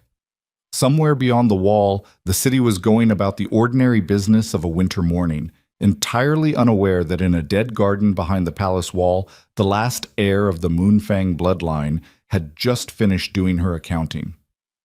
The clan elders, she said. You said they were ready. They have been ready. Send word. Tonight, when the moon rises. Not before. She looked at the sky, gray, cold, the sun entirely absent in the way of northern winters. I don't want them here before I know what I am. I don't want anyone to see the first emergence who doesn't need to. And who needs to? Carvel said. She thought about this for a moment, the specific population of people in this castle who needed to be present for what was about to happen. No one, she said, and everyone. She left the garden. Behind her she heard Carvel exhale, the long, shredded exhale of a man at the end of a very long wait. Batam. The summons came at the 4th bell of the afternoon, formal, sealed, delivered by a palace herald in full regalia. The ceremonial kind of delivery that was designed to be witnessed, to be visible, to establish in the record that a proper and official notification had been made. She read it in her sitting room, Marin standing in the doorway, the herald waiting with the careful expression of someone trying not to be in the room. The Crown Council had voted 5-4, with 2 abstentions. The formal review of the household accounts would be conducted under the authority of Lord Bren as Crown Council Oversight Representative. The Queen's household seal would be held in escrow during the review period. The Queen was requested to appear before the full council the following morning to surrender the seal. She read the names on the vote. Bren, 3 of the older lords she had always kept in the uncertain column, and Doran's attestation as the triggering authority. 4-5. She counted again. 5 in favor, counting Doran, who was not a council member and did not have a vote. The count was wrong. She read it again, read it very carefully. The names, the votes. Doran's name was not on the vote count. She had miscounted. 4-5 with 2 abstentions, which meant the majority was 5, and one of the 5, she read the names, read them again, found the one she hadn't expected. One of the 5 who had voted to strip her seal and place her accounts under Bren's authority was Lord Karen. Karen, who was deaf, who had sat next to her at the banquet, who owed her household office for 2 years of estate solvency. Karen, who she had marked in her accounting as the most reliable member of the council she had. She folded the summons, put it on the table, looked at the wall. Every person she had believed she held, Karen, and before that Bren, who she had believed uncertain, and the source in the chancellery who had been reassigned to the eastern territories, beyond reach. One by one, from the foundation up, the structure she had built over 7 years of careful watching had been shown to her now in its actual shape, which was not a foundation at all, but a series of single points, each one held by a person who had their own accounting, their own calculations, their own limit at which loyalty became too expensive. She had known, abstractly, that this was the nature of power, that every alliance was contingent, that the only entity whose loyalty to Celine was unconditional was Celine. And she had structured her survival accordingly. She had known it the way you know a thing in principle, in the ledger columns, in the cold, clear language of calculation. She had not known it the way she knew it now, sitting in the East Wing with the summons on the table and the vote count showing her the face of every person who had looked at the wind and found it blowing in the other direction. The knowing, this specific knowing, the one that came from the gut and the throat and the space behind the eyes where the pressure had been building for months, was a different kind than the ledger. It was the kind that changed you. She sat with it for exactly as long as it took the sun to finish setting. She watched it go through the window, the gray light thinning and then extinguishing, the first dark coming down over the castle yard. And then she stood up and she went to the window and she looked at the eastern horizon. The moon rose at full, completely, perfectly, devastatingly full, over the walls of Blackmore Castle. And its light fell through the glass and found her face and found her eyes, and in the East Wing corridor outside she heard Marin say something in a sharp, frightened voice that Celine could not make into words because the words had stopped mattering. Everything that was small and careful and ledger precise and endlessly patient inside her had run to the end of its runway. The pressure behind her eyes was not pressure. It was not a door.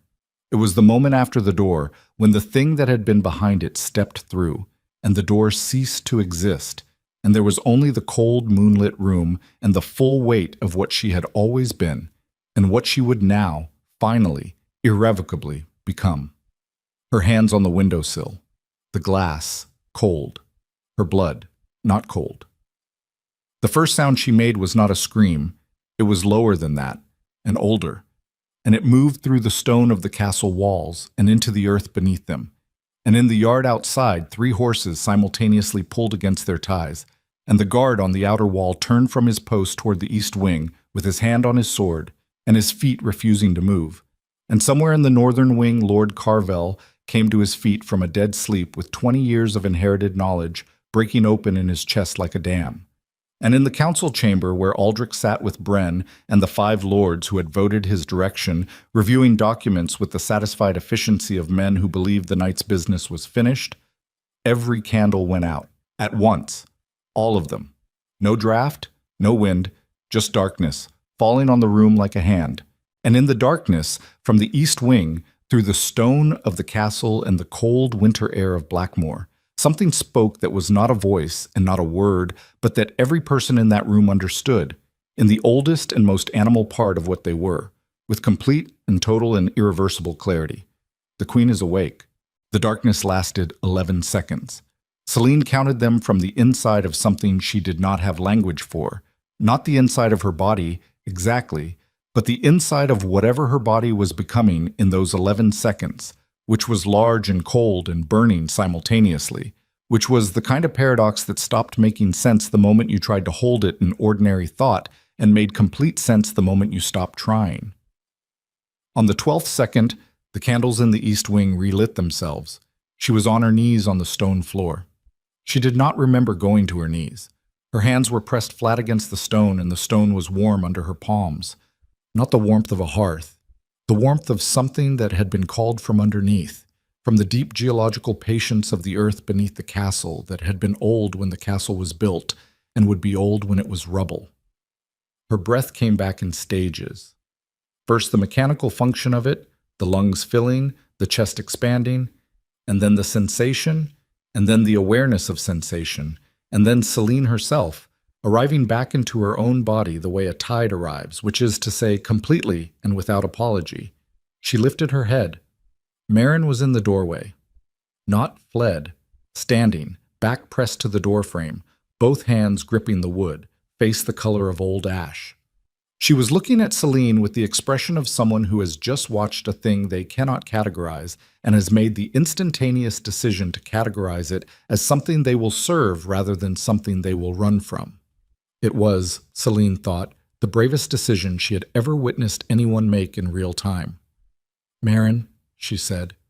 Her voice came out different, not unrecognizable. Still hers, still the same register and cadence, but with something underneath it, a resonance, a depth that sat below the audible frequency, like the lowest string of an instrument you felt more than heard. Marin's hands tightened on the doorframe. "Yes, my lady." "Send for Carvel. Now." "Yes, my lady." She didn't move immediately. Her eyes were tracking Celine's face, specifically her eyes, Celine understood, because in the polished surface of the window glass she could see the reflection, and the reflection's eyes were not the eyes she had worn for 34 years. They were silver, fully, completely, unmistakably silver, lit from somewhere inside like moonlight through ice. "Marin?" "Going, my lady." And she went, fast, her footsteps disappearing down the corridor. Celine got to her feet. The movement felt different. Not painful, not effortful, but differently weighted, as though gravity had renegotiated its terms with her. She stood at her full height, and the room felt smaller than it had this morning, and she understood that the room had not changed. She went to the window. Below in the yard, 2 guards had converged near the east wing entrance, looking up at her window with the posture of men who had heard something they couldn't explain and were trying to decide whether it required a response. She watched them for a moment. Neither moved. They were operating on the same instinct the guard on the wall had operated on 3 nights ago. The deep animal understanding that whatever was happening above them was not a threat to them specifically, but was something they should not obstruct. Smart men, she thought, smarter than their king. The thought of Aldrich landed differently now. Not with the dull ache of 7 years of accumulated damage, not with the cold accounting of survival calculation. It landed clean and sharp and clear. The way a blade lands when it finally finds the edge it was made for. He had been planning to have her killed. She had known it for 3 hours and had been carrying it in the particular way she carried terrible things. Compartmentalized, stored, examined with the minimum required attention, and then filed. She could not carry it that way anymore. The compartments were gone. Whatever internal architecture she had constructed over 7 years to keep the most damaging truths at a manageable distance had gone the same way as the East Wing candles, extinguished and then relit as something different. She felt it now, the full weight of it, the full obscenity of it. 7 years of watching her, 7 years of her managing his household and navigating his court and holding the structural competence of his kingdom together while he used her as furniture and built a case to dispose of her, and underneath all of it, running as the original plan beneath the revision, the option he had kept in reserve the way powerful men kept certain tools in reserve, which was the option that ended with her in the ground. She breathed through it, let it sit in her chest at full weight instead of filing it away. There was information in it, not just about Aldrich, but about herself, about what she was willing to do now that she was done with the careful management of her own survival. She was willing to do quite a lot. Carvel arrived in 8 minutes. He came through the door already moving fast and stopped when he saw her, and the stop was total. Full body, like walking into a wall. He looked at her eyes. She watched him process what he saw, watched 20 years of inherited knowledge organize itself against the reality in front of him, watched him arrive at the other side of the processing with something that was not quite awe and not quite vindication, but something compound that contained both. "The elders," she said. "I sent word an hour ago." His voice was rough. They were already moving. They felt it from the northern territories. They said, he stopped, started again. They said the Ashwood woke tonight. How long before they arrive? Riders? 3 hours, maybe 4 if the roads are frozen. She shook her head. I don't have 3 hours. He looked at her. Celine, what he has planned. I know what he has planned. I've known since the garden. She moved to her writing table, pulled open the lower drawer, retrieved the personal ledger, the private columns. He will move tonight because the vote gave him the legal standing, and he understands that legal standing expires the moment I contest it in front of the right witnesses. He will move tonight because the candles went out in his council chamber, and he knows what that means even if he doesn't have the vocabulary for it. She opened the ledger. He's afraid. And afraid men act before they've finished thinking, which is the only advantage I have over his numbers. His numbers, Carvel repeated. Bren has the castle garrison. Thane has the castle garrison. She looked up from the ledger. Bren has Aldrich's personal detail, 14 men. Thane commands 63. She held his gaze. I need you to find Thane and tell him that I am formally invoking the Queen's emergency authority under Article 9 of the Blackmore Charter. That article has not been used in 90 years, and Aldrich's legal team will not have flagged it because it requires the Queen's seal, and my seal is currently in escrow per the Council vote, but Article 9 predates the escrow provision by 200 years and supersedes it. Tell Thane that. Carvel stared at her. You've been reading the Charter. I have been reading the Charter for 6 years. She closed the ledger. Every article, every provision, every subsection and footnote and amendment, because if you are going to survive in a room full of people who hold the rules, you need to know the rules better than they do. She looked at him steadily. Did you think I spent 7 years sitting quietly by accident? He was quiet for a moment. Something moved through his face. Not surprise anymore. She thought he was past surprise. Something that looked more like the satisfaction of a man who had made a very long bet and was watching it come in. Thane, he said. I'll find him. And Carvel. He stopped at the door. She looked at him directly, with the silver eyes, with the full weight of what the night had made her. Your daughter. Where is she? Her chambers, northern wing. I told her to stay. Get her out of the northern wing, before Aldrich moves. He may use her as a counterposition if he realizes you've moved to my side. She paused. She's not a piece to be played. Get her somewhere safe. He looked at her for a moment with the expression of a father receiving exactly the information a father needed to receive, delivered by exactly the right person. Yes, he said, and went.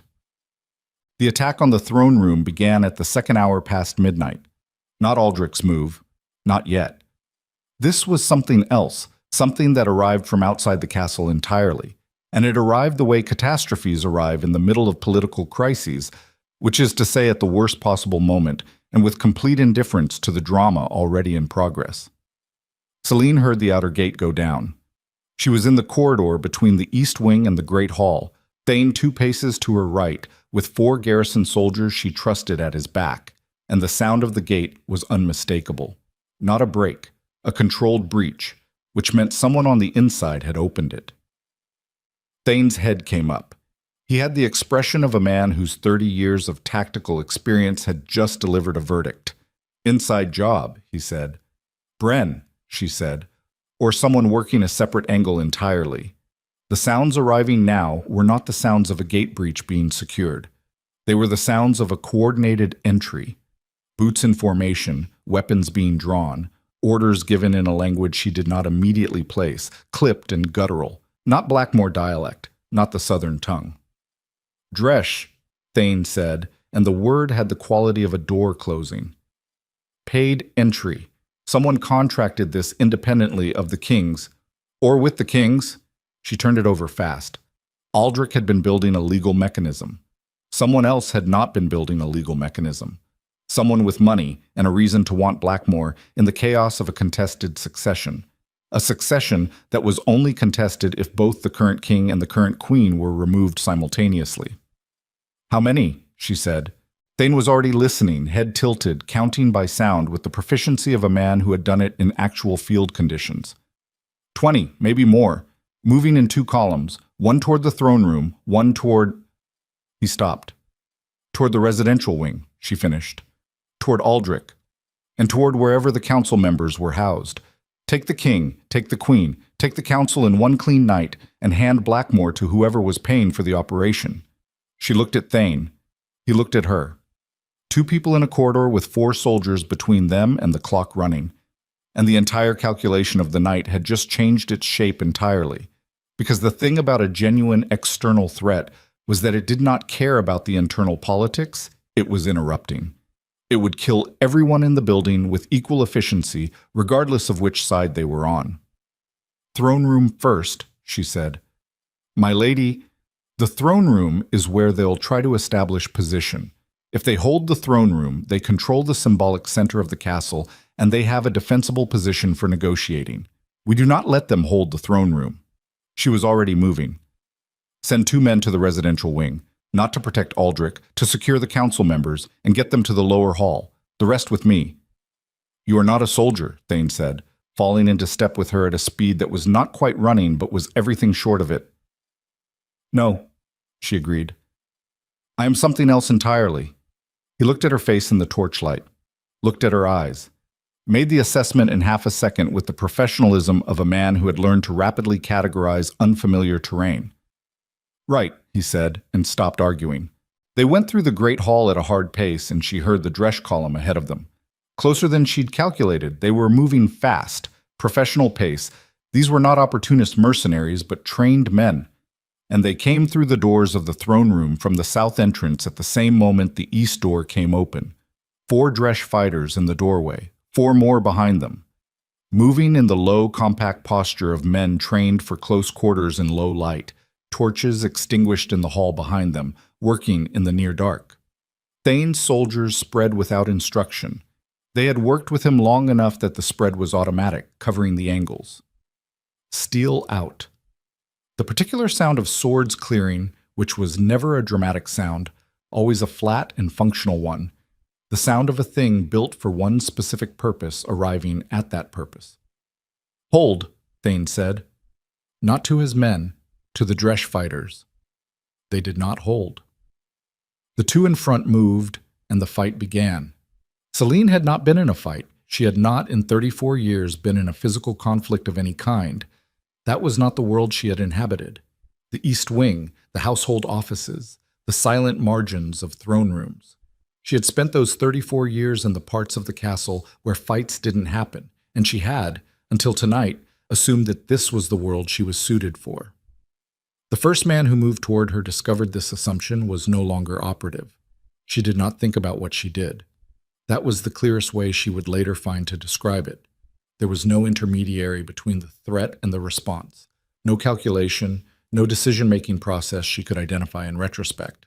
Her body understood what was needed before her mind had time to consult on it, and what her body did was move, low and fast, and at an angle the man was not expecting from someone who presented the way she presented, and what happened after that she was not able to fully reconstruct because it happened faster than reconstruction. He was on the floor. She was standing. There was the hot copper smell of blood, and her breathing was elevated and her hands were warm, very warm, the same warmth as the night before, the warmth that had a source inside rather than outside. And somewhere behind her eyes the silver was doing something she could feel even if she couldn't see it. The Dresch fighter on the floor was not dead. He was not getting up. The 3 fighters remaining in the doorway were looking at her. She had not been afraid of Aldrich's men at her door. She had not been afraid in the council chamber or in the garden or at any point in this long and complicated night. She understood, looking at the 3 men in the doorway and seeing the specific quality in their faces, not fear exactly, but the recalibration of men who have walked into an environment they did not expect. That fear was not the right word for what she was feeling either. What she was feeling was something that had no civilian name. It lived in the body below the sternum, it was warm and it was clear, and it was completely without ambiguity. It was the sensation of being exactly what you were built to be, in exactly the place you were meant to be, at exactly the moment the thing inside you had been waiting for. Thane's soldiers had taken 3 of the other fighters. The man at Thane's right was down, wounded, alive, and Thane himself was bleeding from a cut along his left forearm that he was not acknowledging, which was the behavior of a man who had categorized the wound as irrelevant and moved on. 3 more in the corridor, Thane said, not to anyone specifically, just delivering the information to the room. Celine moved to the doorway. My lady. Thane's voice, not commanding, not even quite cautionary, just present. I know, she said. She went into the corridor. The 3 remaining Dresch fighters saw her at the same moment she saw them, and what happened in the space of the next 3 seconds would become, in subsequent accounts, one of those events that accumulated different versions depending on who was telling it, and how much of what they saw they were willing to commit to in formal language. What was consistent across all versions was this. The corridor had been torchlit when the fighters entered it. When Celine entered it, the torchlight changed. Not extinguished, changed, the way light changes when something enters a room that is larger than the room, that takes up space differently than ordinary bodies take up space, that carries its own quality of illumination that has nothing to do with external sources. What was consistent was that the 3 fighters, who were professionals, who had completed 8 successful contract entries in the preceding 18 months without a single casualty on their side, made the unanimous and instantaneous decision to retreat. They retreated. Down the corridor to the East Passage and out. The castle went quiet. Aldrich found her in the throne room. He came with Bren and 4 of his personal detail, and he came at a half-run that he pulled back to a walk when he came through the east door and saw the situation. Thane's soldiers, the incapacitated Dresh fighter, Celine standing in the center of the room under the iron chandeliers in her queen's blue, with her hands at her sides and her eyes what they were. He stopped. His detail stopped with him. Bren's hand went to his sword, and then, after a moment of reading the room, moved away from it. The calculations were visible in the way they moved, rapid, practical, the math of men determining whether what they were looking at changed what they had been intending to do tonight. Aldrich looked at her for a long time. She let him look. "What are you?" he said. Not quite a question, not quite an accusation, something rawer than either. The genuine and fundamental confusion of a man confronting something that exceeded his working model of the world. "Your wife," she said. "Still, technically, until you complete the proceedings you initiated tonight." His jaw moved. He looked at her eyes. She watched him understand. Not the lineage, not the specific weight of 200 years of Carvel family documentation, but the essential fact that was impossible to misread in her face right now, which was that the woman he had been storing in the East Wing for 7 years and slowly building a case to permanently remove was not the woman he was looking at. "The attack," he said. "The Dresh. We're contracted independently. Someone with an interest in Blackmore and succession chaos. Someone who needed both of us removed." She held his gaze. "My soldiers stopped them." "My soldiers," Thane said quietly from behind her, and she heard the slight emphasis and acknowledged it with the smallest possible tilt of her head. "The castle garrison," she amended, "under Commander Thane, acting under my authority per Article 9 of the Blackmore Charter." She watched Bren's face as she said this, watched him run the legal calculation, watched him arrive at the place she had been waiting for him to arrive. "As you are aware, Article 9 supersedes the escrow provision. My seal is operative. My authority as queen is operative. And the events of this evening constitute a formal security incident requiring crown-level review, which means that your dissolution proceedings are suspended under emergency protocol until the review is complete." Aldrich stared at her. Bren said something low to him. She caught the shape of it, a word that was probably counsel, and Aldrich silenced him with a gesture that did not look like the gesture of a man in command of his environment.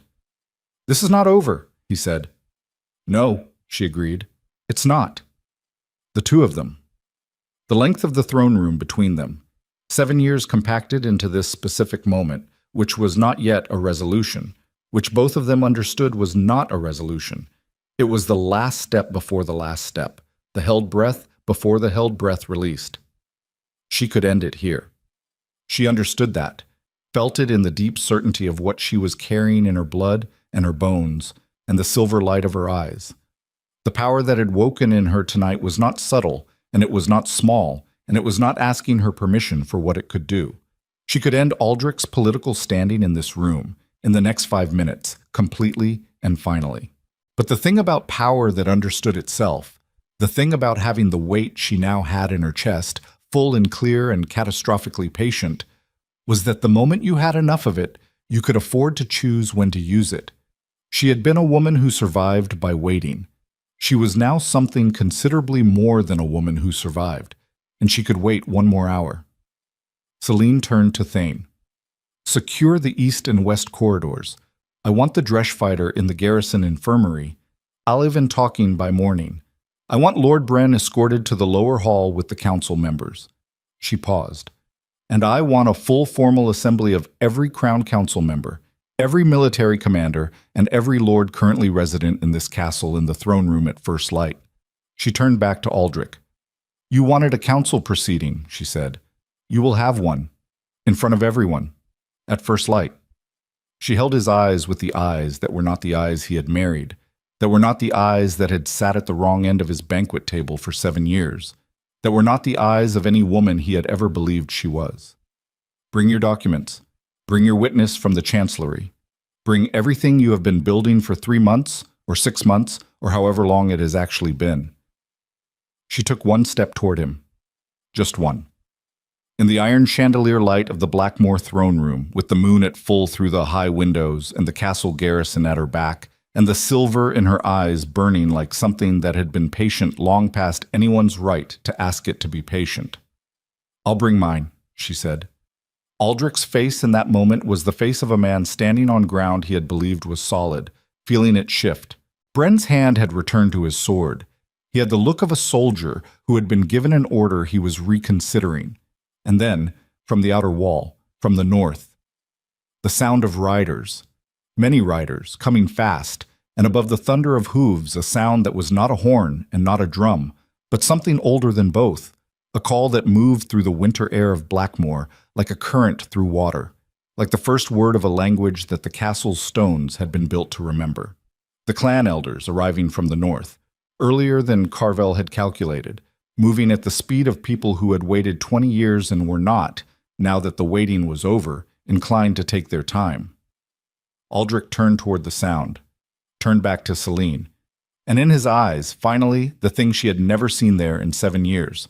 Not love, not regret, not the manufactured warmth he produced for banquets. Fear. Genuine, structural, foundational fear. The fear of a man who has been wrong about something enormous for a very long time and has just now, at the last possible moment, understood the full dimensions of his error. Celine looked at him with silver eyes in the moonlit throne room of Blackmore Castle, with the riders coming and the garrison behind her and 7 years of silence about to find its voice. And she said nothing. She didn't need to. The door at the north end of the hall opened, and the night came in. The north door opened and the elders walked in, and the throne room of Blackmore Castle became, in that moment, 2 different rooms occupying the same stone. One room was the one Aldrich knew. The low ceilings, the yellowed battle standards, the iron chandeliers dropping tallow light across a floor he had walked for 11 years as king.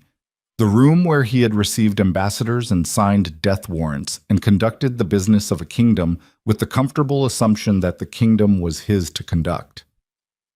The other room was older. It arrived with the elders the way weather arrives. Not announced, not negotiated, simply present, and the air had a different weight in it. The kind of weight that old things carry when they finally stop waiting to be acknowledged and simply assert themselves as fact. There were 7 of them, men and women both, none young, all carrying the specific quality of people who had been walking toward this room for 20 years and were not impressed by the architecture. They wore northern traveling clothes, trail-worn and practical, and they entered without ceremony, without formation, and they found Celine in the center of the room, and they stopped.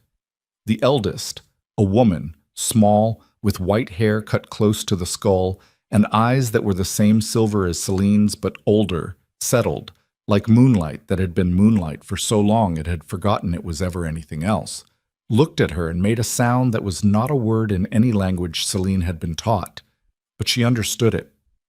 In the same way she had understood the thing in her chest for the past months, not through translation, but through a recognition so deep it bypassed language entirely. It meant, there you are. Finally. Celine held the woman's gaze and felt something she had not allowed herself to feel in 7 years, had not allowed because it was the kind of feeling that required a foundation, and she had not believed she was standing on one. She felt it now. It moved through her chest slow and enormous, and it was not happiness exactly, and it was not grief exactly, but it was the thing that lived in the country between those 2 territories, the feeling of arriving somewhere you had been traveling toward without knowing you were traveling. She made herself look away, because the room was still the room it was, and there were still things that needed to be finished. Aldrich had not moved. His personal detail had, in the preceding 30 seconds, quietly repositioned, not in defense, she noted, but in the particular geometry of men calculating exit options. Bren was looking at the seven elders with the expression of a military commander reassessing an operational environment from the ground up. She looked at Aldrich. He looked at her. 7 years, compressed into the specific weight of two people who had been something to each other and were now, in this room, at the last possible moment before that something resolved into its final form. "You should sit down," she said. It was not a courtesy. It was the first thing she had said to him in 11 years of marriage. 11 years, including the 4 before the throne, that was neither performance nor accounting, nor the careful management of distance. It was simply the truth. He looked like a man whose legs were considering an independent decision, and the throne room floor was cold and hard, and she had no interest in theater tonight. He sat, not on the throne. He moved to the council chair at the side of the dais, the plain one, the one without significance. She did not know if he chose it deliberately or if his body chose it without consulting his considerable pride. Either way, the choice was made, and it was the right choice, and she noted it. Thane moved through the room quietly, organizing. The garrison soldiers, the elders given space, Bren escorted firmly to the far wall with the 2 remaining members of Aldrich's personal detail. The injured garrison soldier had been taken out. The Dresch fighter had been taken to the infirmary. The room was settling the way rooms settle after violence, which was slowly and with the particular residue of an atmosphere that had contained something extreme and had not yet fully released it. She walked to the dais, did not take the throne, stood before it, facing the room. "I want a confession," she said. "Voluntary, formal, on record." She was speaking to Aldrich, but the room was the audience, and they both knew it. Not about the grain records, not about the dissolution proceedings. She paused. About the original plan. Silence. Bren moved, just a shift of weight. Thane's hand came up and Bren went still. "I don't know what you—" Aldrich started. "Don't!" Her voice came out with the resonance, the sub-audible weight that it had been carrying since the East Wing. Not raised, not hard, just final, the way the last note of a piece of music is final, not because it's the loudest, but because it's the last. "I know about the original plan because Lord Carvel's source in your private office told him 8 months ago. I know it was planned before the dissolution mechanism. I know you moved away from it because something changed your calculation." She looked at him across the throne room of Blackmore.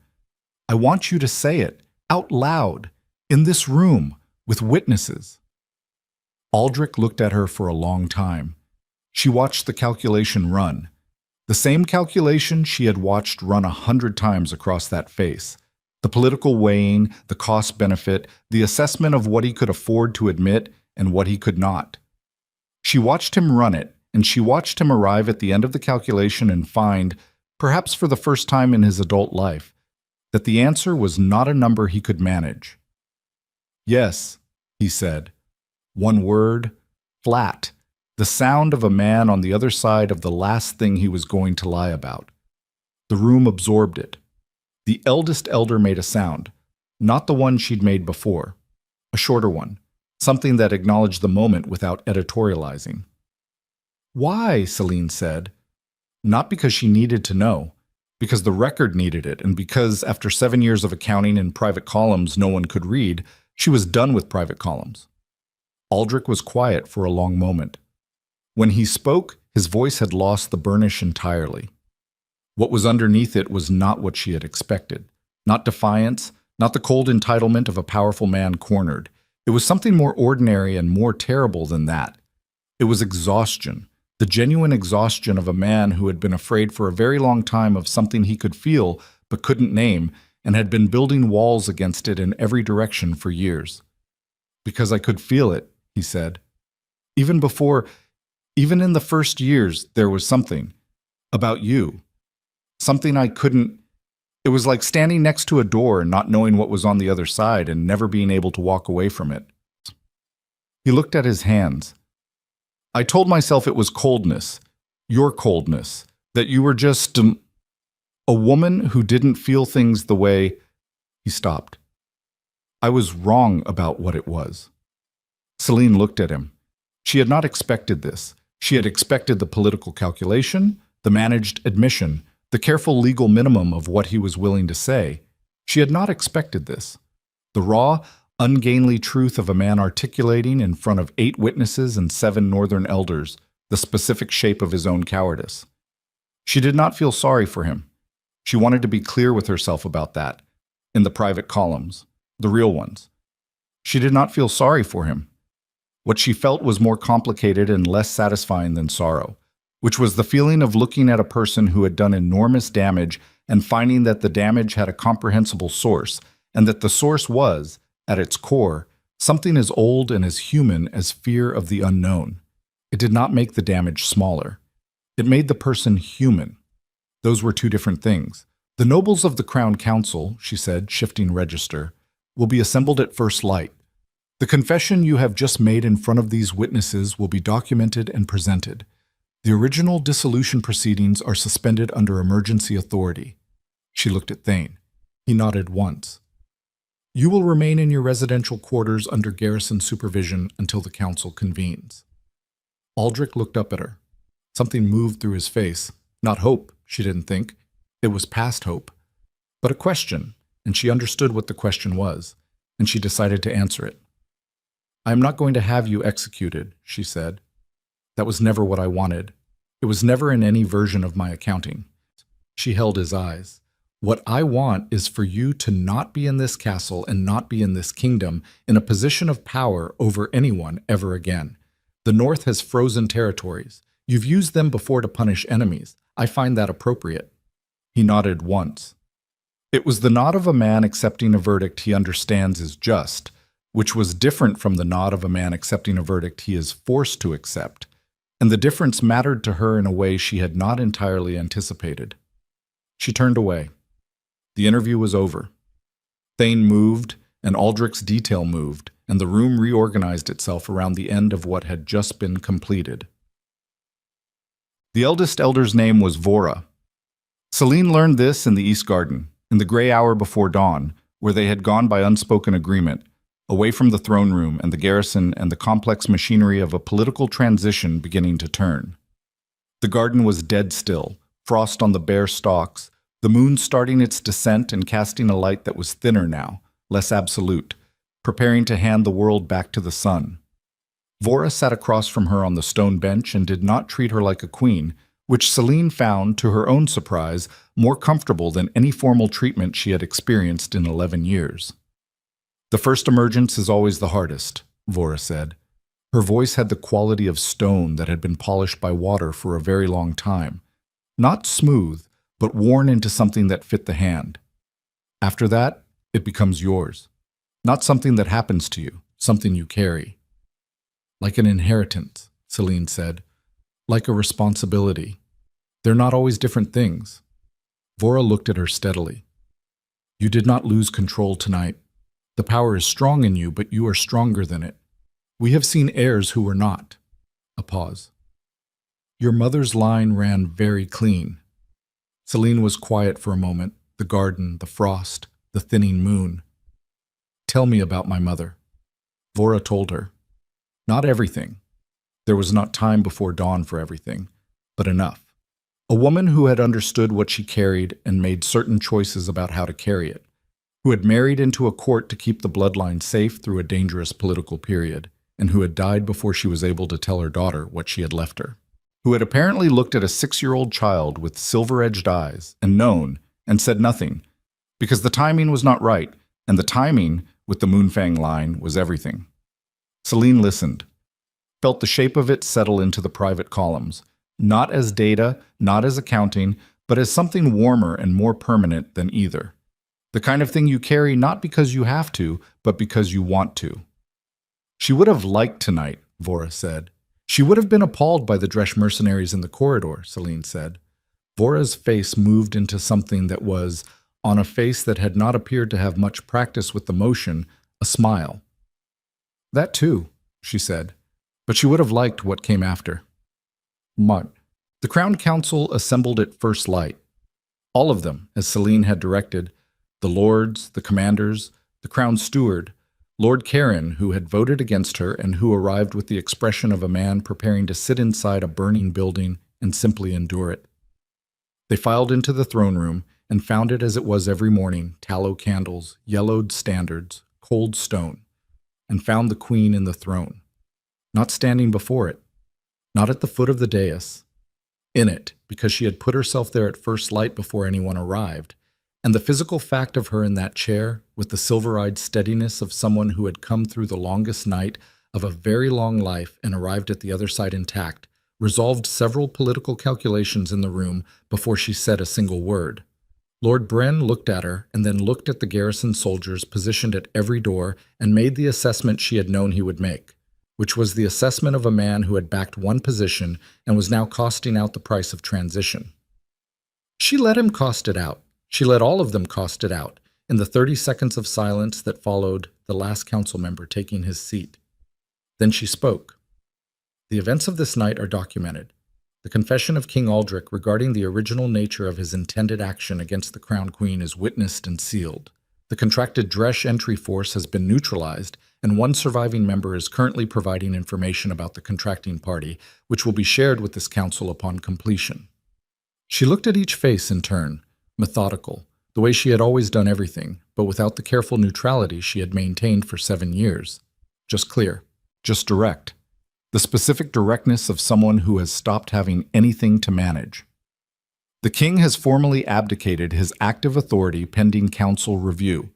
That review will take place over the next 3 days, conducted by myself in my capacity as queen and under Article 9 emergency authority, with Thane commanding security operations. Karen's voice, rusty with age and the cold, came from her left. The dissolution proceedings are suspended, she said, and looked at him. He held her gaze for 3 seconds. Then he lowered his chin in the same motion Thane had used, that Breck had used, the motion that was not protocol, that was something older and more honest than protocol. Suspended, he repeated. Yes, my lady. She did not make a speech about Aldrich. She did not make an accusation beyond what the documented record contained. This was something she had determined in the night, that the account would stand on its own, and she would not perform the role of prosecutor, because she was not a prosecutor, she was a queen, and those were structurally different jobs that required different orientations. What she said, after the business, after the procedural motions had been acknowledged, and the transition timeline established and the operational questions answered, what she said, when the council was preparing to disperse to the cold and functional beginning of a new day, was this. This kingdom has been managed badly in the ways that are visible and well in the ways that are invisible. She looked at the table. The visible ways are what this council has been discussing for years. The invisible ways are what the Household Accounts Office has been doing while that discussion was ongoing. Going forward, those 2 categories are going to occupy the same room. She paused. I expect it will be uncomfortable for everyone, including me. Good governance is almost always uncomfortable, which is how you know it is governance and not theater. Lord Merrick, who had been undecided, who she had held in the uncertain column, he was the one who laughed. A short, involuntary sound, the laugh of a man taken by surprise by something true. She let the laugh stand. Nia of House Carvel found her on the outer wall at mid-morning. Celine had gone there alone. The guards had attempted to follow, and she had sent them back, because she needed, for the first time since the second bell the night before, to stand somewhere with no one in it and feel the cold and not be performing anything for anyone. Naya appeared nonetheless. Celine heard her on the stairs and did not dismiss her. They stood at the wall in silence for a moment, looking out over Blackmore. The city below, gray and morning practical, smoke from the chimneys, the sound of the market district beginning its day, entirely unaware of what had taken place in the castle above it. My father is moving your formal recognition with the northern lords, Nia said. I know, I asked him to. Silence. The wind off the northern range. I'm sorry, Nia said. For what? For being used as... Stop, Celine said, not unkindly. You are 19, and you came to a court at your father's direction, and you found yourself in a situation no honest person would have consented to, and you told me the truth when you had the option of staying quiet. She looked at the girl. You have nothing to apologize for. Do not waste the energy. Nia looked at her with the complicated eyes of someone who had come into this castle as one thing and would be leaving as something considerably less certain and considerably more real. What happens now? She said. Now, Celine said, is a great deal of work. Legal reconstruction. The Northern Territories need attention. The garrison incidents will require a formal response that acknowledges the bloodline publicly, which will be a different kind of political conversation than Blackmore has had before. She paused. The grain shortfall is still 400 bushels. That hasn't changed. Nia stared at her. Then the stare shifted into something that was almost a laugh. Not quite, but almost. You're thinking about grain. I'm thinking about grain because the northern villages will need it before the January freeze, and the crisis of last night did not resolve that problem. She looked out at the city. Power is not an answer to anything. It is a position from which you can address answers. The answers still have to be worked out, and they are mostly unglamorous, and they mostly involve spreadsheets and supply lines and uncomfortable conversations with lords who don't want to hear what the figures say. She said this and knew, as she said it, that it was the most complete articulation of what she had learned in 7 years of doing exactly that. That the real work of running something was not the crisis management, not the throne room confrontations, not the nights when everything came to a head at once. It was the grain. It was the careful columns. It was the decision to do the invisible things well because they were worth doing well, not because anyone was watching. She had spent 7 years believing she was waiting for the right moment. She understood now, standing on the wall in the winter morning, that she hadn't been waiting at all. She had been building.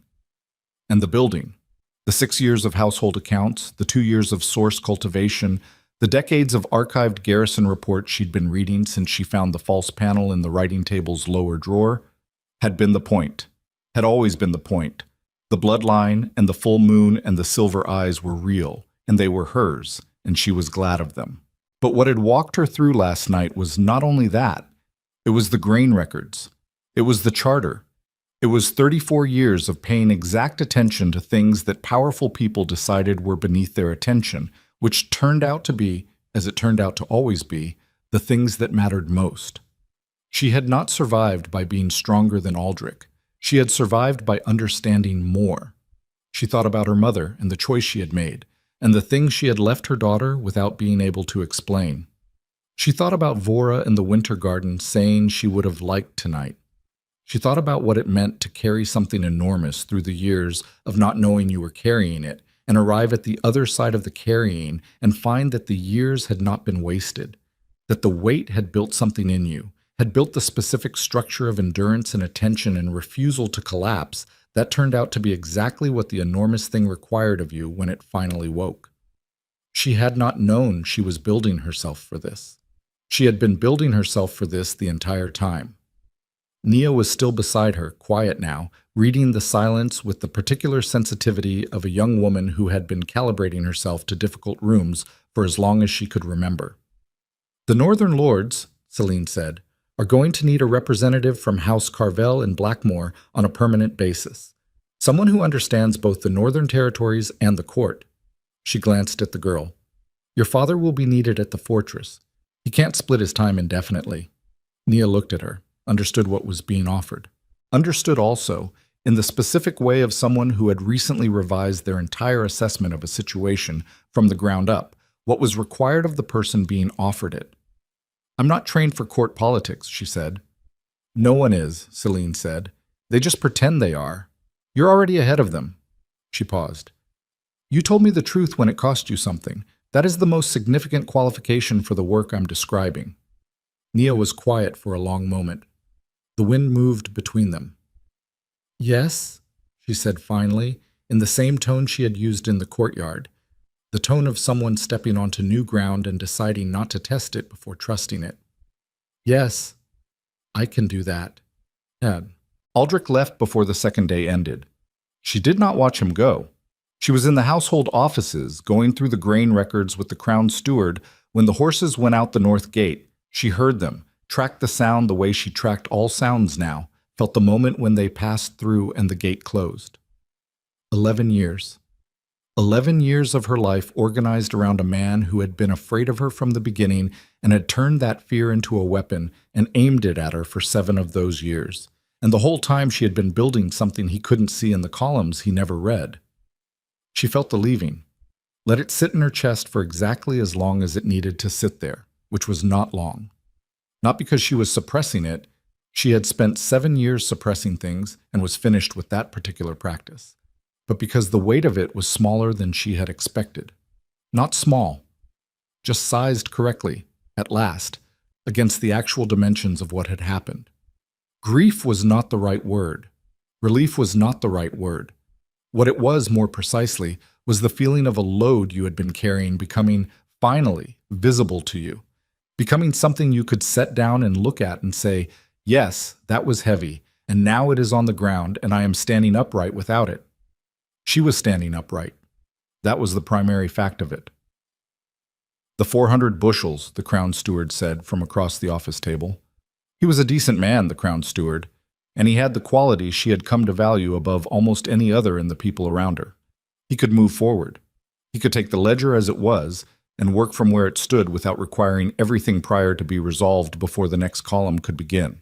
I have a surplus allocation from the Western granaries, she said, pulling her attention back to the table and the figures. 260. The remaining gap can be closed through emergency levy on the 3 southern lords who have been running under-declared harvests for the past 2 years. The documentation for that is in the bottom drawer.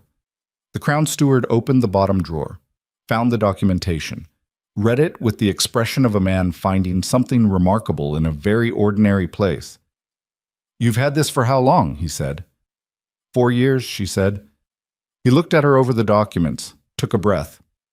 Right, he said, and began to work. The banner went up on the winter solstice. The old Blackmore standard came down, the black field and the gold crown, the standard of kings, the standard that had hung over the castle for 3 generations of men who had ruled by the assumption that rule was a thing belonging to men by default. It came down in the morning, quickly, without ceremony, because it was a practical matter, and Celine had decided that the things needing to be undone would be undone with exactly as much ceremony as they required, and not a moment more. The new banner was silver on gray, the outline of a wolf, not stylized, not decorative, but drawn with the specific intent of something that was exactly what it was, without apology or ornamentation. The Moonfang seal, recut by the same craftsman in the city who had made her personal seal, paid from the royal treasury this time. She watched it rise from the outer wall, Vora standing beside her, Carvel and Thane and Nia arranged behind them with the particular posture of people who understood they were present at something that would be told about later and were choosing to be still inside it rather than performing their presence. The wind caught it. The silver wolf moved against the gray sky, easy and inevitable, the way things move when they have finally arrived at the place they were made for. Vora said nothing. She put one hand, briefly, on Celine's arm.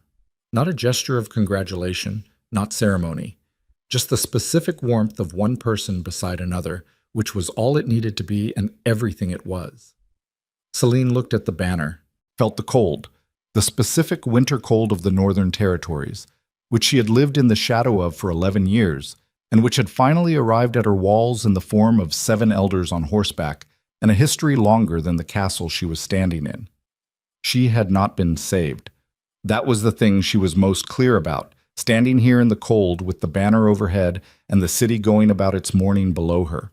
She had not been rescued or discovered or elevated by something external.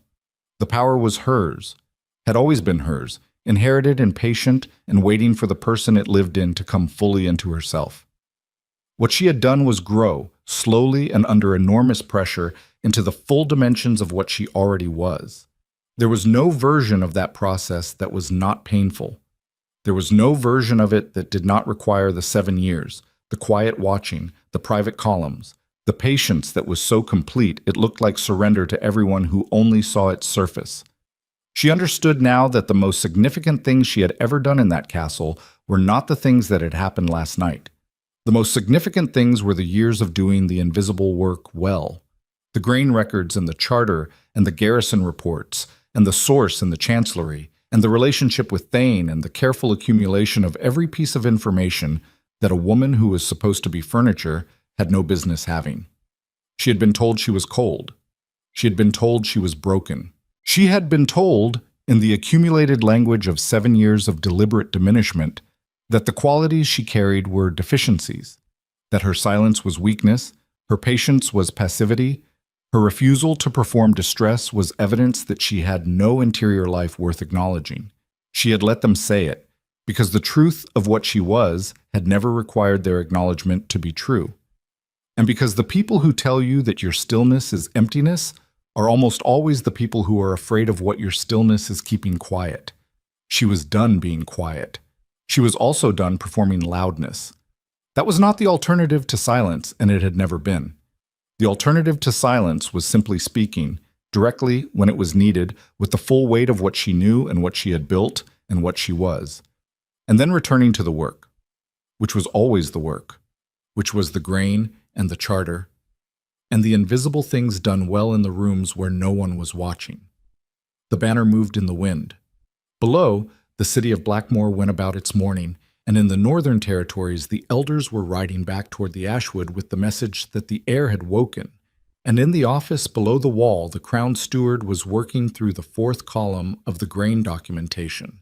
And somewhere on the frozen road north, a party of horses was putting distance between itself and the castle at a pace that would not slow before it reached the wilderness. Celine looked at all of it, the banner, the city, the road, the sky, the winter light coming in flat and clean over the northern range, and breathed. Her hands were warm, her eyes were clear. The silent queen of Blackmore stood at the top of her own walls, in the full cold of the morning, and let the wind come, and held. That was all. That was everything. That was enough.